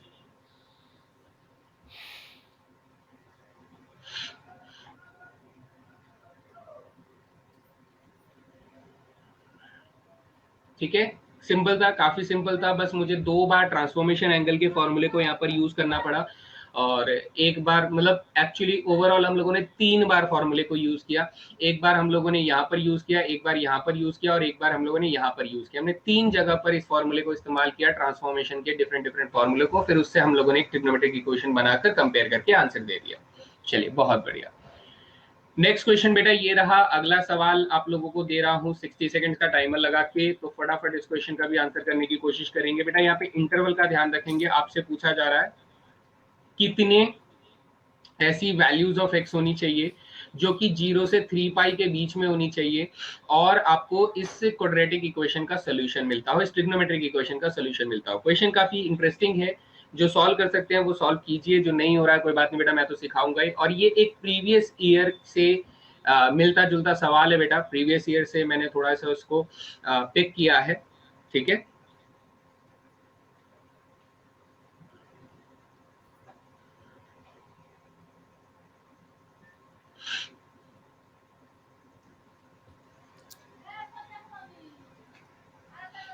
चलो थोड़ा सा मैं साथ साथ सॉल्व करता हूँ बेटा। लेट कर लो, सिर्फ लेट करने की जरूरत नहीं है, ऐसा कोई बहुत बड़ा तीर नहीं हो जाएगा। लेट कर लो कि साइन एक्स की वैल्यू क्या है बेटा? वाई है, मान लेते हैं वाई है। तो ये जो इक्वेशन आप लोगों को दिख रही है ना, ये इक्वेशन थोड़ा सिंपल फॉर्म में आप लिख सकते हैं। आप कैसे लिख सकते हैं? 2y² प्लस 5y माइनस 3 आप ऐसे करके लिख सकते हैं, है ना, ऐसे करके लिख सकते हैं अगर आप ऐसे लेट कर लेते हैं। तो आप कहेंगे सर ये फैक्टराइज होने के बाद आपको 2y माइनस 1 में ये फैक्टर हो जाएगा और किस में फैक्टर हो जाएगा? ये फैक्टर हो जाएगा बेटा y प्लस 3 में फैक्टर हो जाएगा। ये इस तरीके से फैक्टर होकर आ जाएगा। यानी वापस से अगर मैं साइन एक्स रख देता हूं तो मेरा पहला इक्वेशन जो होगा वो twice of sine x minus 1 बन जाएगा और यहाँ पर साइन एक्स प्लस 3 बन जाएगा। कितना बन जाएगा? ये बन जाएगा, ऐसे करके बन जाएगा, है ना बेटा। ये हम लोगों ने फैक्टराइज कर लिया। तो सर यहाँ से हमारे पास दो सोल्यूशन आएगा। क्या आएगा बेटा? इसमें हमारे पास दो सॉल्यूशन आएंगे। पहला सॉल्यूशन ये होगा कि सर ये जो साइन एक्स की वैल्यू है, या फिर मैं इसे सीधा सीधा कहूं, मैं पीछे लिखता हूं इसको, है ना, बेटर रहेगा पीछे लिखता हूं। शोएब अली क्या बोल रहे हैं सर, इससे पीछे वाले क्वेश्चन जिसमें 2 बार आइडेंटिटी लगाई थी उसमें कितना टाइम लगना चाहिए? बेटा सही बताऊं तो हद से हद 20 सेकंड लगने चाहिए, इससे ज्यादा समय नहीं लगना चाहिए। ठीक है बेटा, फॉर्मूला जितना प्रैक्टिस करोगे उतनी तेजी से आप लोग सॉल्व कर पाओगे। तो जब आप इसको सॉल्व करोगे तो आप कहोगे सर एक बार ये जीरो होना चाहिए, एक बार ये जीरो होना चाहिए, यानी एक बार twice of sine x minus 1 बराबर जीरो होना चाहिए, एक बार साइन एक्स प्लस 3 बराबर जीरो होना चाहिए। ठीक है, ये होना चाहिए। अब ध्यान से सुनिएगा, समझने के लिए मैं एक्स्ट्रा टाइम लगा रहा हूं यहाँ पर ताकि आप लोगों को कोई भी प्रॉब्लम ना आए कोई भी स्टेप में। तो अब अगर मैं ये कहूं, इसमें से पहले वाले कंडीशन को अगर मैं लिखता हूं तो आप कहेंगे सर साइन एक्स की वैल्यू किसके बराबर होनी चाहिए? 1/2 के बराबर होनी चाहिए। दूसरा सॉल्यूशन क्या कहता है? दूसरा सॉल्यूशन ये कहता है कि सर साइन एक्स की वैल्यू -3 के बराबर होनी चाहिए। बेटा ये कभी नहीं हो सकता, नॉट पॉसिबल। क्यों सर, क्यों नॉट पॉसिबल? मुझे कमेंट सेक्शन में आंसर करो कि ये कभी भी नहीं हो सकता, नॉट पॉसिबल, ये चांस ही नहीं है, ये सॉल्यूशन हो ही नहीं सकता। तो इसे मैं क्या कर दूंगा बेटा, इसे इग्नोर कर दूंगा, मैं इसे छोड़ दूंगा। ठीक है, तो मेरा फोकस कहाँ होना चाहिए? मेरा फोकस इस वाले सॉल्यूशन के ऊपर होना चाहिए। तो साइन एक्स वैल्यू 1/2 है, तो इसका मतलब सर साइन एक्स वैल्यू किसके बराबर है? साइन एक्स वैल्यू साइन π/6 के बराबर है। तो अब सोचिए, अब सोचिए, आपको बोला गया कि आपको हर सॉल्यूशन नहीं बताना है, आपको 0 से लेके 3π तक का सॉल्यूशन बताना है। आपको 0 से लेके 3π तक का सॉल्यूशन बताना है। इसका मतलब सर हमें क्या करना है, मैं थोड़ा सा आप लोगों से कॉमन सेंस की उम्मीद करूंगा बेटा इस क्वेश्चन में, है ना। सोचिएगा कि सर ये हो गया हमारा 0, ये हो गया हमारा 90, ये हो गया हमारा पाई। ठीक है, ये हो गया हमारा पाई। यस बेटा, यस उमेश ने बिल्कुल सही जवाब दे दिया है। क्यों? क्योंकि सर साइन एक्स की वैल्यू मैक्सिमम वैल्यू 1 होती है, मिनिमम वैल्यू -1 होती है, इसीलिए -3 का भी आंसर हो ही नहीं सकता है। ठीक है बेटा, -3 का भी आंसर हो ही नहीं सकता है, इसलिए नॉट पॉसिबल। तो ये हो गया 0, ये हो गया पाई। तो इसमें हम लोग घूम कर आएंगे तो ये क्या हो जाएगा सर, ये 2π हो जाएगा। फिर घूम कर जाएंगे तो सर यहाँ पर 3π हो जाएगा। ठीक है, 3π हो जाएगा। अब सोचिए, यानी आपको क्या करना है, आपको इस क्वाड्रेंट्स के आपको 1.5 चक्कर लगाना है बेटा, एक और आधा चक्कर लगाना है, इतने रेवोल्यूशन लगाने हैं। यानी पहले आप 0 से लेके 2π तक का एक चक्कर लगाओगे, फिर आधा चक्कर और लगाओगे तो आप 3π तक पहुंच जाओगे, यानी 1.5 चक्कर लगाना है। तो अब मेरी बात को ध्यान से सुनिएगा बेटा, जब आपको 0 से 3π तक का ही चक्कर लगाना है और आपको साइन एक्स की वैल्यू बेटा 1/2 चाहिए, यानी पॉजिटिव चाहिए, तो कहां कहां मिलेगी बेटा? आपको मिलेगा, पहला सॉल्यूशन आपको यहां पर मिलेगा, पहला सॉल्यूशन जब आप पहले चक्कर लगा रहे होंगे। दूसरा सॉल्यूशन आपको यहां पर मिलेगा बेटा, दूसरा सॉल्यूशन कहां मिलेगा? यहां पर मिलेगा, क्योंकि यहां पर भी पॉजिटिव होता है। तो जब आप पूरा एक चक्कर लगा लेंगे तो आपको 2 सॉल्यूशन मिलेंगे। जब आप बचा हुआ आधा चक्कर लगा रहे होंगे बेटा, जब आप ये बचा हुआ आधा चक्कर लगा रहे होंगे, 1.5 सर्कल का जो ये चक्कर आप लोग लगा रहे होंगे, उस वक्त आपको कितने सॉल्यूशन और मिलेंगे? आपको 2 सॉल्यूशन बेटा और मिलेंगे। आपको तीसरा सॉल्यूशन यहीं पर मिलेगा, आपको चौथा सॉल्यूशन यहीं पर मिलेगा, यानी इन टोटल आपको कितने सॉल्यूशन मिले? इन टोटल आपको 4 सॉल्यूशन मिले। तो टोटल आंसर क्या होना चाहिए सर? ऑप्शन नंबर ए होना चाहिए। किसी को कोई सवाल बेटा, किसी को कोई भी बात नहीं समझ में आई है तो पूछ सकते हैं।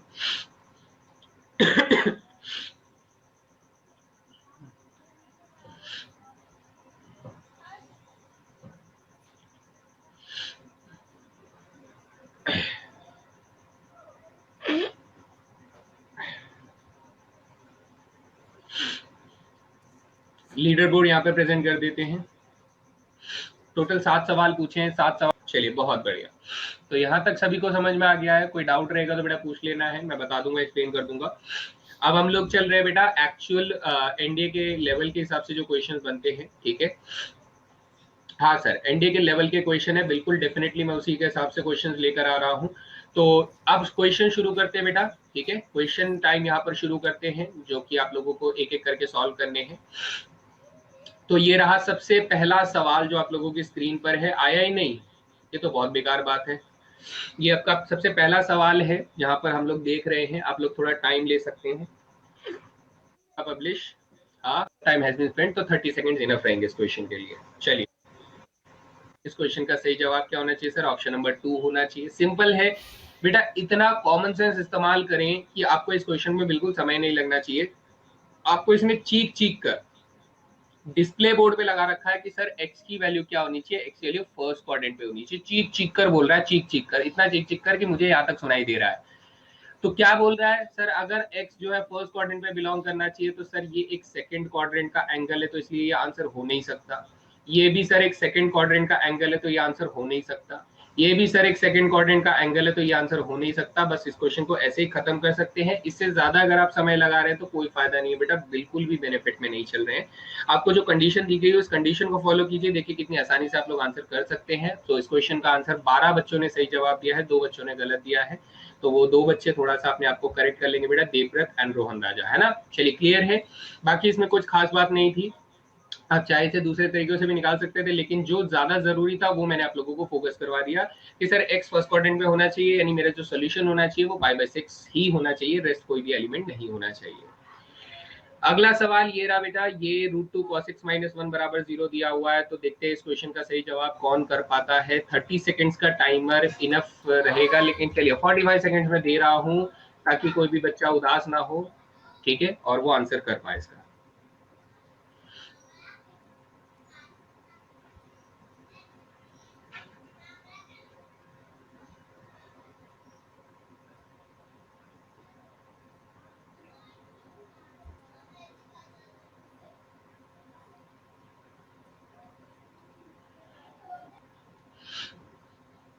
चलिए बहुत बढ़िया, यस इसका आंसर हमारा ये है। देखते ही खत्म करना था बेटा, इसमें क्या ही सवाल लगाना है भाई। √2 cos x बराबर √2 cos x - 1 बराबर 0 दिया हुआ है, यानी सर cos x की वैल्यू जो है ना वो 1/√2 दिया गया है।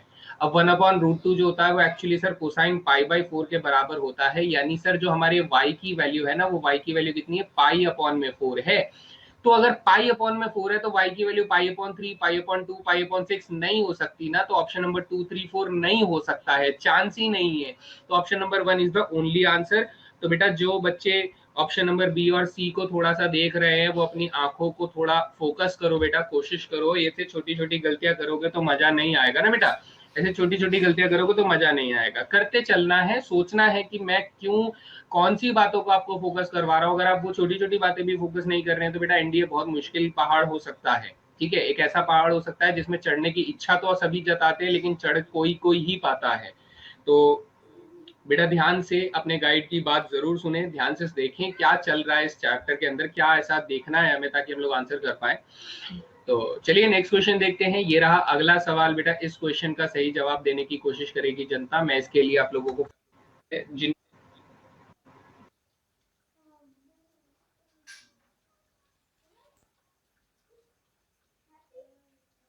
लोगों को समझाने की कोशिश करूं, इसने मुझे जो एंगल दिया है वो एंगल बोला है कि सर 0 से 2π के बीच में होना चाहिए, यानी कि पूरा एक क्वाड्रेंट का एक चक्कर तो लगाना है, पूरे क्वाड्रेंट का एक चक्कर मुझे लगाना है। उस एक चक्कर में जो मुझे ट्रिग्नोमेट्रिक इक्वेशन दी गई है, अगर मैं वो देखूं तो कॉटेक्स की वैल्यू जो है वो मुझे माइनस कॉमन लेने पर √2 + 1 के बराबर मिल रही है। किसके बराबर मिल रही है बेटा, माइनस के √2 + 1 के बराबर मिल रही है। यानी कॉटेक्स की वैल्यू कैसी है सर, कॉटेक्स की वैल्यू नेगेटिव है। और यदि कॉटेक्स की वैल्यू नेगेटिव है बेटा, तो कॉटेक्स की नेगेटिव वैल्यू या तो आपको सेकंड क्वाड्रेंट में मिल सकती है या तो आपको फोर्थ क्वाड्रेंट में मिल सकती है, जब आप पूरा चक्कर लगाएंगे बेटा। जब आप पूरा का पूरा चक्कर लगाते हैं क्वाड्रेंट का, तो या तो आपको सेकंड क्वाड्रेंट में कॉटेक्स वैल्यू नेगेटिव मिलेगी या तो आपको फोर्थ क्वाड्रेंट में कॉटेक्स वैल्यू नेगेटिव मिलेगी। तो 3π/8 अगर आप देखेंगे तो सर ये एक सेकंड क्वाड्रेंट का एंगल है, तो ये मेरा आंसर हो सकता है क्या 3π/8? नहीं बेटा, 3π/8 हमारे फर्स्ट क्वाड्रेंट का एंगल है। किसका एंगल है बेटा, फर्स्ट क्वाड्रेंट का एंगल है, तो ये मेरा आंसर नहीं हो सकता। 5π/8 जो है ये मेरा कौन से क्वाड्रेंट का एंगल है बेटा, ये मेरा π-3π/8 कितना है, π-3π/8, ये सेकंड क्वाड्रेंट का एक एंगल बन रहा है, ठीक है। सेकंड क्वाड्रेंट का बन रहा है क्या, मैं इसे चेक कर लेता हूँ बेटा, मेरे से चेक कर लेता हूँ 5π/8 आंसर होगा या नहीं होगा। डेफिनेटली 5π/8 आंसर होगा या नहीं होगा। 5 इंटू ½ π/4 है ना। तो ये बेटा कौन से क्वाड्रेंट पे आ रहा है, 5π/5/2 यानी 2 45 45 90 90 और आधा सेकंड क्वाड्रेंट में आ तो रहा है। ये एंगल जो है सेकंड क्वाड्रेंट में आ रहा है, डेफिनेटली आ रहा है, कोई प्रॉब्लम नहीं है। और 7π/8 जो होता है 7π/2 करेंगे तो 3.5 गुना 4.5 45 इंटू 3.5 कितना हो रहा है, 45 3 जा 135 +22, ये भी सेकंड क्वाड्रेंट का एंगल आ रहा है। तो अब हम लोग इनमें से वेरिफिकेशन कैसे करें कि कौन सा एंगल होगा, यानी ये सही तरीका नहीं है इस क्वेश्चन को करने का। मुझे लगा कि ये तरीका सही होना चाहिए लेकिन ये सही तरीका नहीं है।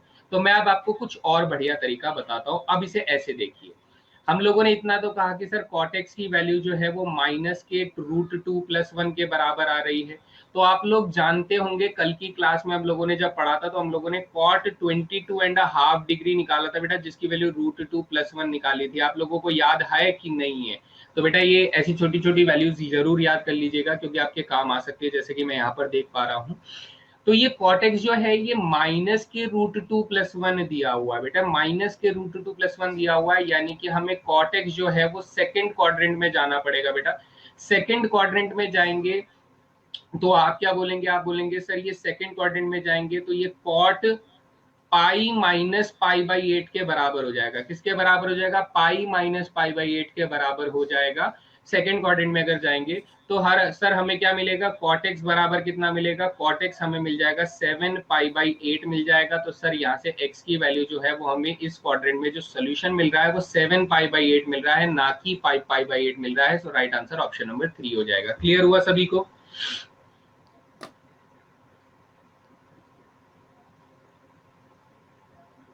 सभी को समझ में आया?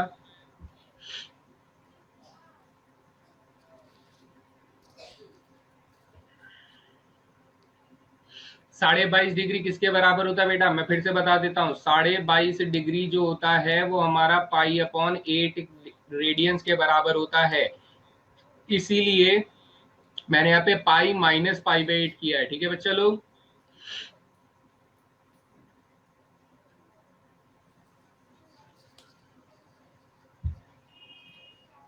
ठीक है, चलिए बहुत बढ़िया।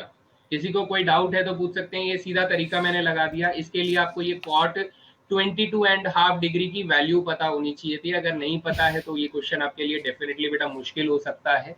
तो ये छोटी छोटी कुछ कुछ वैल्यूज हैं जो आप लोगों को करते करते समझ में आएगा कि हाँ सर ये वैल्यूज हमें याद कर लेनी चाहिए, तो हमारे लिए आसान रहेगा and better we will feel better. ठीक है, जब क्वेश्चन कर रहे होंगे। So this is next question बेटा। ये क्वेश्चन का आंसर करेगी जनता फटाफट से। I am waiting for the right answer, जिसके लिए मैं सिर्फ 30 सेकेंड आप लोगों को दे रहा हूँ। आपको इससे ज्यादा समय यहाँ पर नहीं मिलेगा।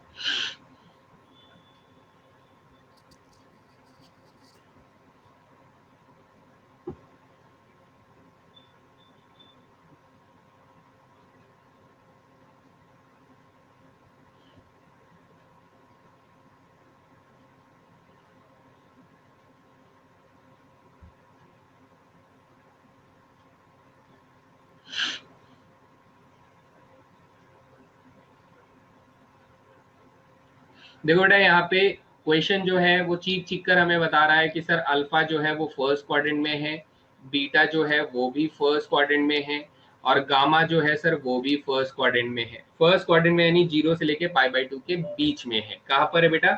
0 से लेके पाई/2 के बीच में है, फर्स्ट क्वाड्रेंट में है, इक्वालिटी होल्ड कर रही है। 0 के साथ नहीं कर रही है लेकिन 90 के साथ कर रही है, फर्स्ट क्वाड्रेंट में है। तो इससे पता है मैं क्या बोल सकता हूँ कि सर इससे मैं ये बोल सकता हूँ कि कोसाइन अल्फा हो, कोसाइन बीटा हो या कोसाइन गामा हो, तीनों कैसे हैं बेटा? तीनों पॉजिटिव संख्याएं हैं। कैसी संख्याएं हैं? धनात्मक संख्याएं हैं, पॉजिटिव नंबर्स हैं। इनका जो भी रिजल्ट होगा वो बेटा कैसा होगा? पॉजिटिव होगा। यानी कि सर अगर मैं 3 पॉजिटिव नंबर को जोड़ता हूं, अगर मैं 3 पॉजिटिव नंबर को जोड़ता हूं और 3 पॉजिटिव नंबर जोड़ने पर भी मेरा आंसर 0 ही आ रहा है, इसका सीधा सीधा एक मतलब निकलता है बेटा। इसका सीधा सीधा मतलब ये निकलता है कि कॉस अल्फा, कॉस बीटा और कॉस गामा तीनों की वैल्यू कैसी रही होगी? तीनों की वैल्यू बेटा 0 रही होगी। क्या रही होगी? तीनों की वैल्यू 0 रही होगी। और तीनों की वैल्यू 0 रही होगी यानी अल्फा की वैल्यू, बीटा की वैल्यू और गामा की वैल्यू, तीनों की वैल्यू कितनी रही होगी बेटा? 90 डिग्री रही होगी, तभी ऐसा हो रहा होगा। और अगर तीनों की वैल्यू 90 डिग्री है तो साइन अल्फा हमारे पास 1 देगा, साइन बीटा भी हमारे पास 1 देगा और साइन गामा भी हमारे पास 1 देगा। तो 1 प्लस 1 प्लस 1 कितना हो जाएगा बेटा? 3 हो जाएगा। So right answer is option number 2। बताइए किसी को कोई सवाल यहाँ तक?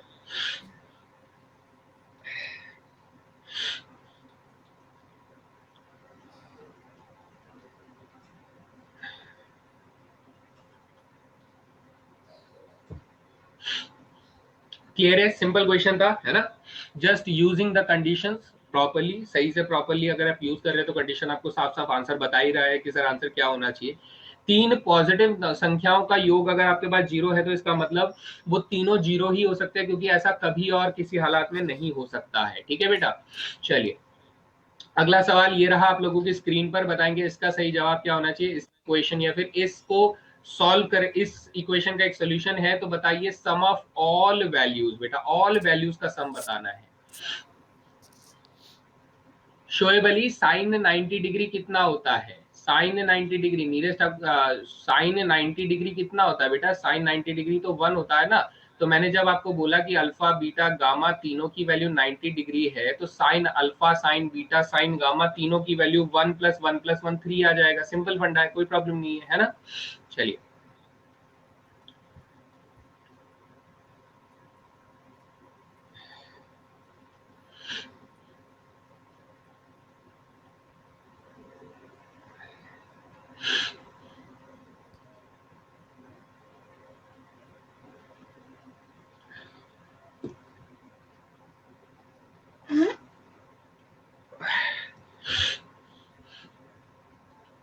चलिए अब देखते हैं इस क्वेश्चन का सॉल्यूशन क्या है। सर सबसे पहले तो मैं इस इक्वेशन की तरफ पूरा फोकस करूंगा जहां मुझे साइन स्क्वायर 2 थीटा दिया हुआ है प्लस कोसाइन स्क्वायर 4 कोसाइन की पावर 4 2 थीटा दिया हुआ है। कितना दिया हुआ है? कोसाइन की पावर 4 2 थीटा दिया हुआ है। यानी कि मैं इसे क्या कर सकता हूं सर, मैं इसे कुछ ऐसे लिख सकता हूं। कैसे लिख सकता हूं? कंफ्यूजन हो जाएगा। कंफ्यूजन हो सकता है क्या? डेफिनेटली नहीं, हम लोग कंफ्यूजन से बचते हैं। तो हम लोग क्या करते हैं सर, ये जो साइन स्क्वायर 2 थीटा है ना, इस साइन स्क्वायर 2 थीटा को मैं लिख देता हूँ 1 माइनस कॉस स्क्वायर 2 थीटा लिख देता हूँ, और प्लस ये कॉस की पावर 4 2 थीटा लिख देता हूँ, और इक्वल्स टू यहाँ पे 3/4 तो है ही सर। ये कितना है? 3/4 है। तो ये 3 इधर आ जाएगा और 4 क्या हो जाएगा बेटा? 4 इनमें मल्टीप्लाई हो जाएगा। ये मैंने डायरेक्टली यहाँ पे लिख दिया। अब हम लोग इसे थोड़ा सिंप्लीफाइड वर्जन में अगर लिखना चाहते हैं तो हम लोग लेट कर लेते हैं कि सर कॉस थीटा को ना क्या मान लेते हैं? एक्स मान लेते हैं। क्या मान लेते हैं? कॉस थीटा को एक्स मान लेते हैं। तो ये इक्वेशन जो जाएगा, ये इक्वेशन बन जाएगा 4 into 1 minus x square plus x की पावर 4 इक्वल्स टू 3 बन जाएगा। या फिर मैं इसे थोड़ा और सिंपल तरीके से बोलूं तो मैं इसमें क्या कर सकता हूँ बेटा, मैं कॉस स्क्वायर थीटा को एक्स मान लेता हूँ। कॉस स्क्वायर थीटा को एक्स मान लूंगा तो यहाँ पे ये एक्स बन जाएगा और ये एक्स स्क्वायर बन जाएगा। क्या बन जाएगा बेटा? कॉस स्क्वायर थीटा को मैं इसे दोबारा लिख देता हूँ, यहाँ पे काफी गलतियां यहाँ पर हो रही हैं, इसको थोड़ा ठीक से लिखते हैं और फ्रेश पेज में हम लोग सॉल्व करना शुरू करेंगे। हम लोगों ने लेट क्या किया? लेट किया कॉस स्क्वायर 2 थीटा जो है सर, इसको एक्स मान लेते हैं। ये लेट करते हमारी जो इक्वेशन है वो बदल जाती है बेटा 4 times of 1 minus x plus x square में बदल जाती है, इक्वल्स टू 3 आ जाता है।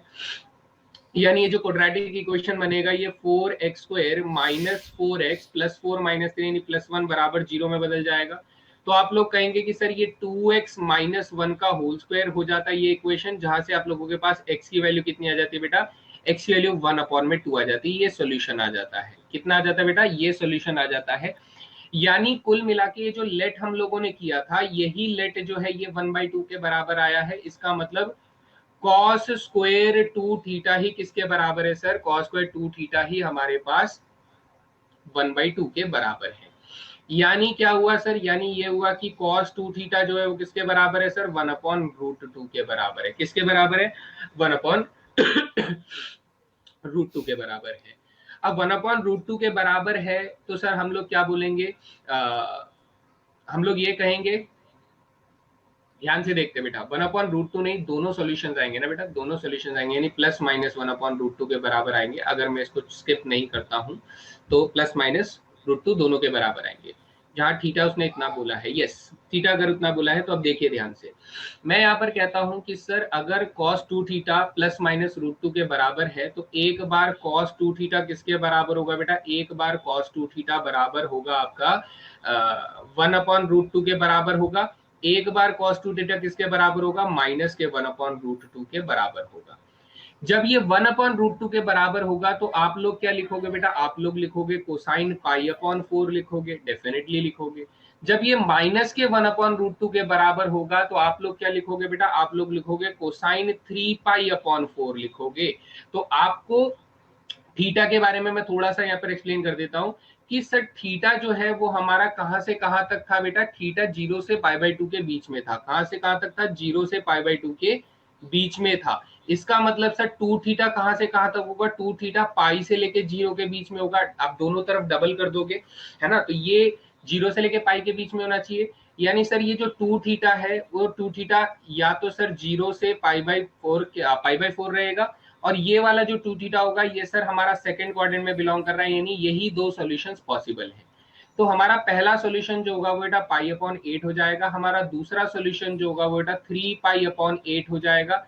यानी अगर मैंने दोनों सॉल्यूशन को ऐड कर दिया, दोनों सॉल्यूशन को ऐड कर दिया, यानी थीटा 1 और थीटा 2, अगर मैंने दोनों सॉल्यूशन को ऐड कर दिया तो पाई अपॉन 8 को 3 पाई अपॉन 8 से ऐड करूंगा तो मेरे पास आंसर आ जाएगा बेटा पाई अपॉन 2 आ जाएगा। तो इसने मेरे से क्वेश्चन में क्या पूछा था, find the sum of all values of theta, तो हमारा आंसर बेटा पाई अपॉन 2 हो जाएगा। बताइए किसी को कोई सवाल, थोड़ा मुश्किल क्वेश्चन था, लेंदी क्वेश्चन था, ट्रिकी क्वेश्चन था, एनडीए के लेवल का क्वेश्चन था बेटा।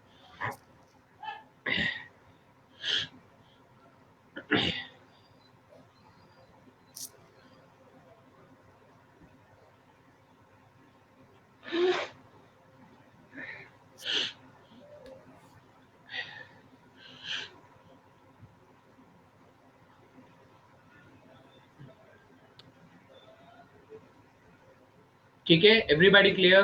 कोई सवाल रहेगा तो बेटा पूछ लेना है। थोड़ा अच्छा सवाल था, काफी बेहतरीन सवाल था, थोड़ा प्रैक्टिस जरूर कीजिएगा बेटा इस क्वेश्चन को।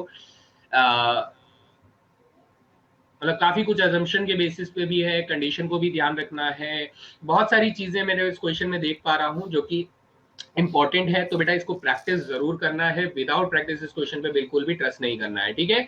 चलिए, तो इसी के साथ अगला सवाल देखते हैं सर। अगला सवाल बताएंगे इस क्वेश्चन का सही जवाब क्या होना चाहिए, इसके लिए मैं आप लोगों को 60 नहीं 45 सेकंड इनफ रहेंगे, 45 सेकंड का टाइम देता हूँ। क्या कह रहा है सर, ये कह रहा है cosec x plus cot x की वैल्यू अगर √3 है और जीरो से लेके एक्स की वैल्यू जो है पाई के बीच में है, यहां तक ये आपको रेस्ट्रिक्शन दी हुई है। तो बताइए कि हमारे इनमें से कौन कौन से सॉल्यूशन हो सकते हैं, कौन कौन से सॉल्यूशन हो सकते हैं आप लोगों को बताना है। फटाफट बताएंगे सही जवाब इसका।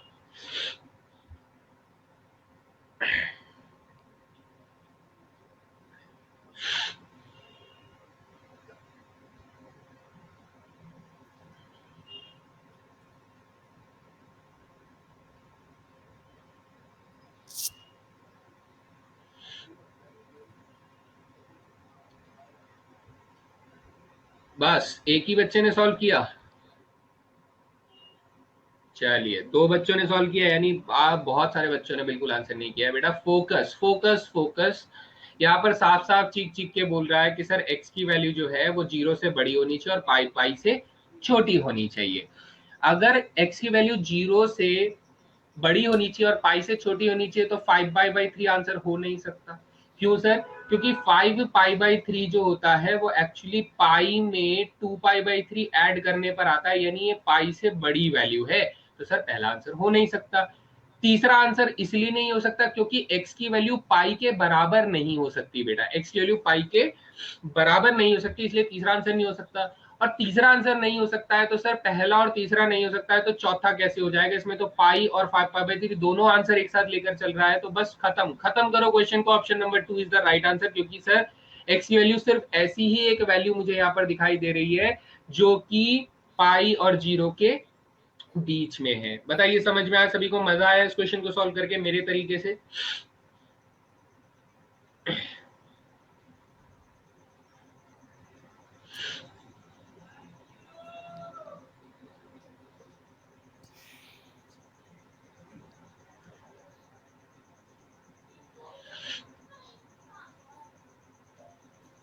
ठीक है, सभी को क्लियर हो गया? सिंपल, आसान था।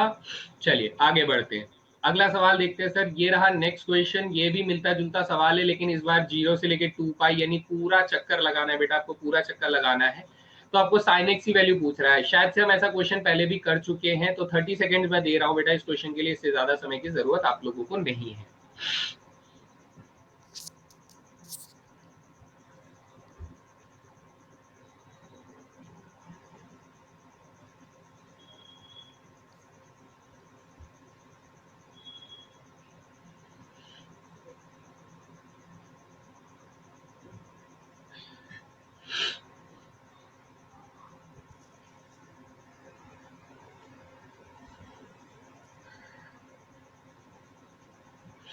चलिए सॉल्व करते हैं फटाफट से।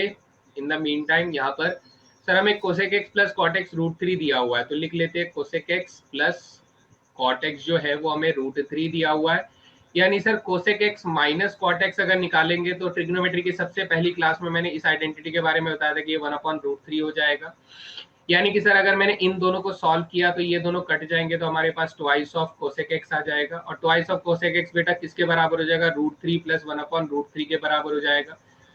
तो यहाँ से कोसेक एक्स की वैल्यू कितनी हो जाएगी, कोसेक एक्स की वैल्यू हो जाएगी बेटा वन अपॉन में टू, इसकी वैल्यू हो जाएगी फोर अपॉन में रूट थ्री हो जाएगी। यानी कुल मिला के बेटा आप लोगों को टू अपॉन में रूट थ्री मिलने वाला है।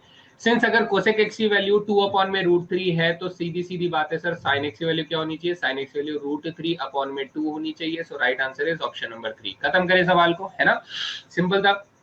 कर चुके हैं सर सवाल, फिर से यहाँ पर पूछ लिया गया बट कोई बात नहीं, हमें समझ में आता है सर। नेक्स्ट क्वेश्चन देखते हैं, ये रहा अगला सवाल बेटा। ये क्वेश्चन अच्छा है, इसके लिए मैं आप लोगों को 60 सेकंड्स का टाइम दे रहा हूँ and this is a very good question and last question है टुडेज क्लास का।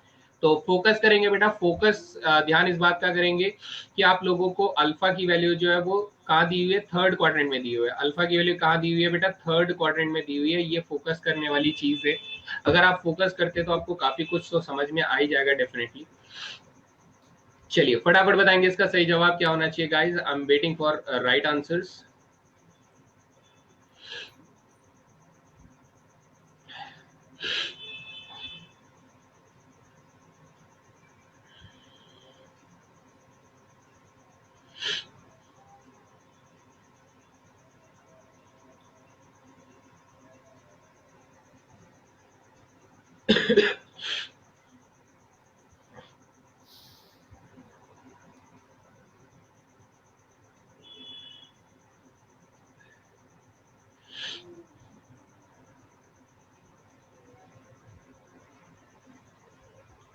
चलिए बच्चा लोग, जिन जिन बच्चों ने ध्यान नहीं दिया इस कंडीशन के ऊपर उनको शेम शेम, ठीक है। अल्फा आप लोगों को थर्ड क्वाड्रेंट में दे रखा है, इफ अल्फा थर्ड क्वाड्रेंट में दिया हुआ है तो लॉजिकली बेटा टैन अल्फा जो होना चाहिए वो टैन अल्फा तो पॉजिटिव होना चाहिए। और हमसे टैन अल्फा के बारे में पूछा जा रहा है, सर अगर टैन अल्फा पॉजिटिव होना चाहिए तो ये और ये तो आंसर हो ही नहीं सकता ना बेटा। कम से कम एलिमिनेशन का इस्तेमाल तो किया करो। 5 बच्चों ने ऑप्शन नंबर ए को आंसर कर दिया, जबकि मैंने स्टार्टिंग में हिंट दे दिया था, स्टार्टिंग में मैंने हिंट दे दिया। तो बेटा ये तरीका नहीं है, ऐसे मजा नहीं आता है ना बच्चे, ऐसे मजा नहीं आता है। मजा आता है कि जब आप लोग इन कंडीशंस का इस्तेमाल करें, सोचे समझे बेटा, तभी तो एनडीए निकलेगा, वरना कैसे निकलेगा। अगर आप ये छोटी छोटी चीजों को अगर आप फोकस नहीं करेंगे, ध्यान नहीं देंगे तो मजा नहीं आएगा, है ना। तो सर अब इस इक्वेशन को सॉल्व करते हैं कि सर ऑप्शन नंबर वन और थ्री तो हो नहीं सकता है, तो अब टू और फोर में से कोई एक आंसर होना चाहिए। तो इसके लिए मुझे पहले साइन थीटा की वैल्यू निकालनी होगी या कॉस थीटा की वैल्यू निकालनी होगी। तो मैं देख पा रहा हूं कि सर अगर कॉस थीटा को हम लोग एक्स मान लेते हैं, क्या मान लेते हैं सर, कॉस थीटा को अगर हम लोग एक्स मान लेते हैं तो हमारे पास एक इक्वेशन बनती है 25x² प्लस 5x माइनस 12 बराबर 0, ये इक्वेशन बनती है। तो क्या मैं इसे फैक्टराइज कर सकता हूँ, 25 गुना 12, 25 चौके 100, ये 300 आ जाता है, और 300 आ जाता है तो हमारे पास कितना हो जाता है बेटा, 24 गुना 20, वो भी नहीं है, 24 गुना 25 ये भी नहीं है। अच्छा, तो फैक्टर क्या आ रहा है इसका, फैक्टर किसी को पता लग रहा है क्या, 25 और 12 का फैक्टर अगर मैं करूंगा तो ये 24 तो हो नहीं सकता है, ठीक है, और ये इस तरफ भी नहीं जाएगा। 5 इधर मिल जाए, 5 चौके 20 और 5 छिक्के 30, ये भी नहीं हो रहा है, 5 का फैक्टर नहीं आ रहा है, ठीक है। 300 मुझे चाहिए, और क्या आ जाएगा बेटा, 300 चाहिए। कोई और फैक्टर मिल रहा है क्या, ओहो मैं कहाँ कंफ्यूज हो गया,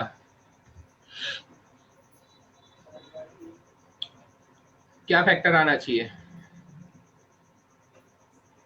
300, 300, 18 नहीं, 18 से भी नहीं आएगा भाई। क्या फैक्टर आ रहा है कोई बताओ फटाफट से, या फिर मैं इसे सॉल्व कर लूं। चलिए क्लॉस ने अच्छा लिखा नहीं है बेटा, वो थोड़ा सा एरर रहता है। चलिए वही लगा लेते हैं, मुझे भी वही लग रहा है कि हाँ कंफ्यूजन हो रहा है थोड़ा सा पकड़ में आने में। तो माइनस के B plus minus under the root B square करेंगे तो यस 20 और 15 बेटा, मनीष श्रीवास्तव ने देखो पकड़ लिया बेटा, यस 20 और 15 है, थैंक यू वेरी मच बेटा। 20 और 15 का फैक्टर था, मेरे को भी पकड़ में नहीं आ रहा था, 300 का फैक्टर था, तो यहाँ पर प्लस 20x हो जाएगा, माइनस 15x हो जाएगा, माइनस 12 हो जाएगा। थैंक यू वेरी मच बेटा, कभी कभी ये ध्यान नहीं पड़ता है। तो हम लोग इसमें से 5x अगर कॉमन ले लेते हो तो बेटा ये 5x प्लस 4 बन जाएगा, इधर से -3 कॉमन ले लेते हो तो बेटा 5x प्लस 4 बन जाएगा, ये हमें फैक्टर पता लग गया।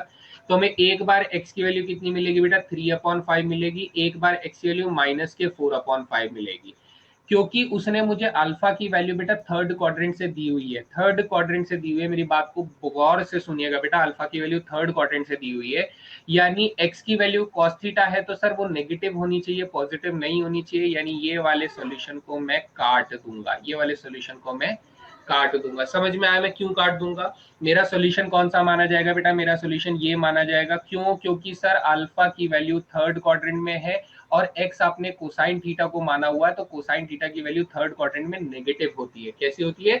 कोसाइन थीटा की थर्ड क्वाड्रेंट में वैल्यू नेगेटिव होती है, ये बात आपको समझनी पड़ेगी, you have to understand this, ठीक है। Then we will say that कि सर अगर cos थीटा की वैल्यू माइनस के 4/5 है, अगर cos थीटा की वैल्यू माइनस के 4/5 है, तो जो भी ट्रायंगल इसको रिप्रेजेंट कर रहा होगा तो माइनस के 4 इधर होगा, यानी 4 होगा, सीधी सी बात है, और 5 इधर होगा तो 3 इधर होगा।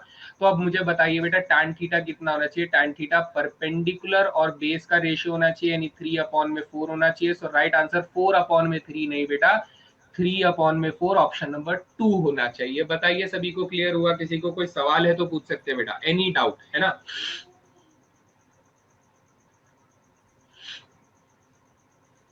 बार बार मैंने बोला है कंडीशंस का सही इस्तेमाल जरूर करें बेटा, जो कंडीशन है उससे बहुत सारी चीजें यहाँ पर आप लोगों के निकल सकती है।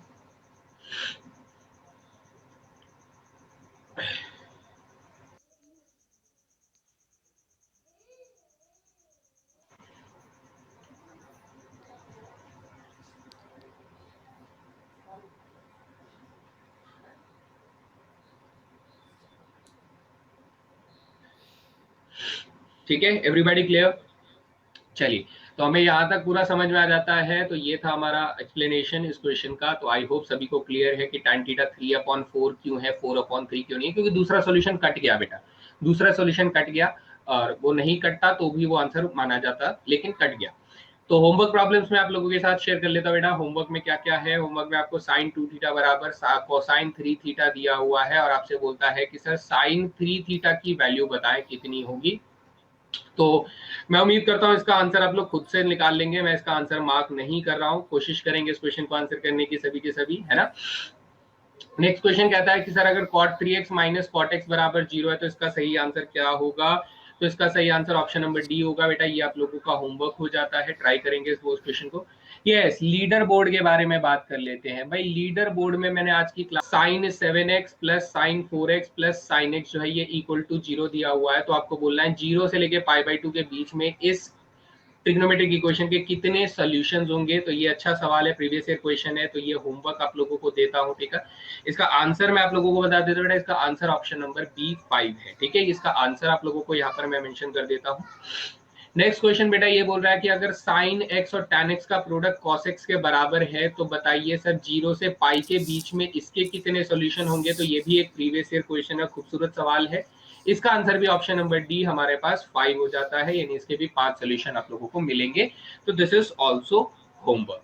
सो ये बेटा ये हमारे पूरे आज की क्लास के होमवर्क हो गए हैं, जिसमें कुछ प्रीवियस ईयर क्वेश्चन और कुछ मैंने क्लास से रेलेवेंट क्वेश्चन मैंने आप लोगों को दिए हैं। तो आज की क्लास में हम लोगों ने ट्रिग्नोमेट्रिक इक्वेशंस को बहुत करीब से जाना, अच्छे से जाना, फिर हम लोगों ने उसके जनरल सॉल्यूशंस को समझा। तो अब नेक्स्ट टॉपिक क्या है बेटा? नेक्स्ट टॉपिक हमारे पास हाइट्स एंड डिस्टेंसेस है। हाइट्स एंड डिस्टेंसेस में क्या पढ़ने वाले सर? हाइट्स एंड डिस्टेंसेस में हम लोग स्पेशल कुछ ट्रिक बेसिस पे ये सारी चीजें पढ़ने वाले हैं, जिसमें 30 60 90 degree triangle, 45 45 90 degree triangle, 15 75 90 degree triangle और एक स्पेशल फिगर के बारे में बात करेंगे। ये सारी चीजें हम लोगों की कल की क्लास में रहेगी। आप लोगों को प्रीवियस रिवीजन करने का मौका मिल जाएगा, क्योंकि इसमें बेटा कोई फॉर्मूला नहीं है, जो भी सिखाऊंगा मैं आप लोगों को सिखाऊंगा, तो आप लोग प्रीवियस क्लासेस को रिवीजन कर सकते हैं।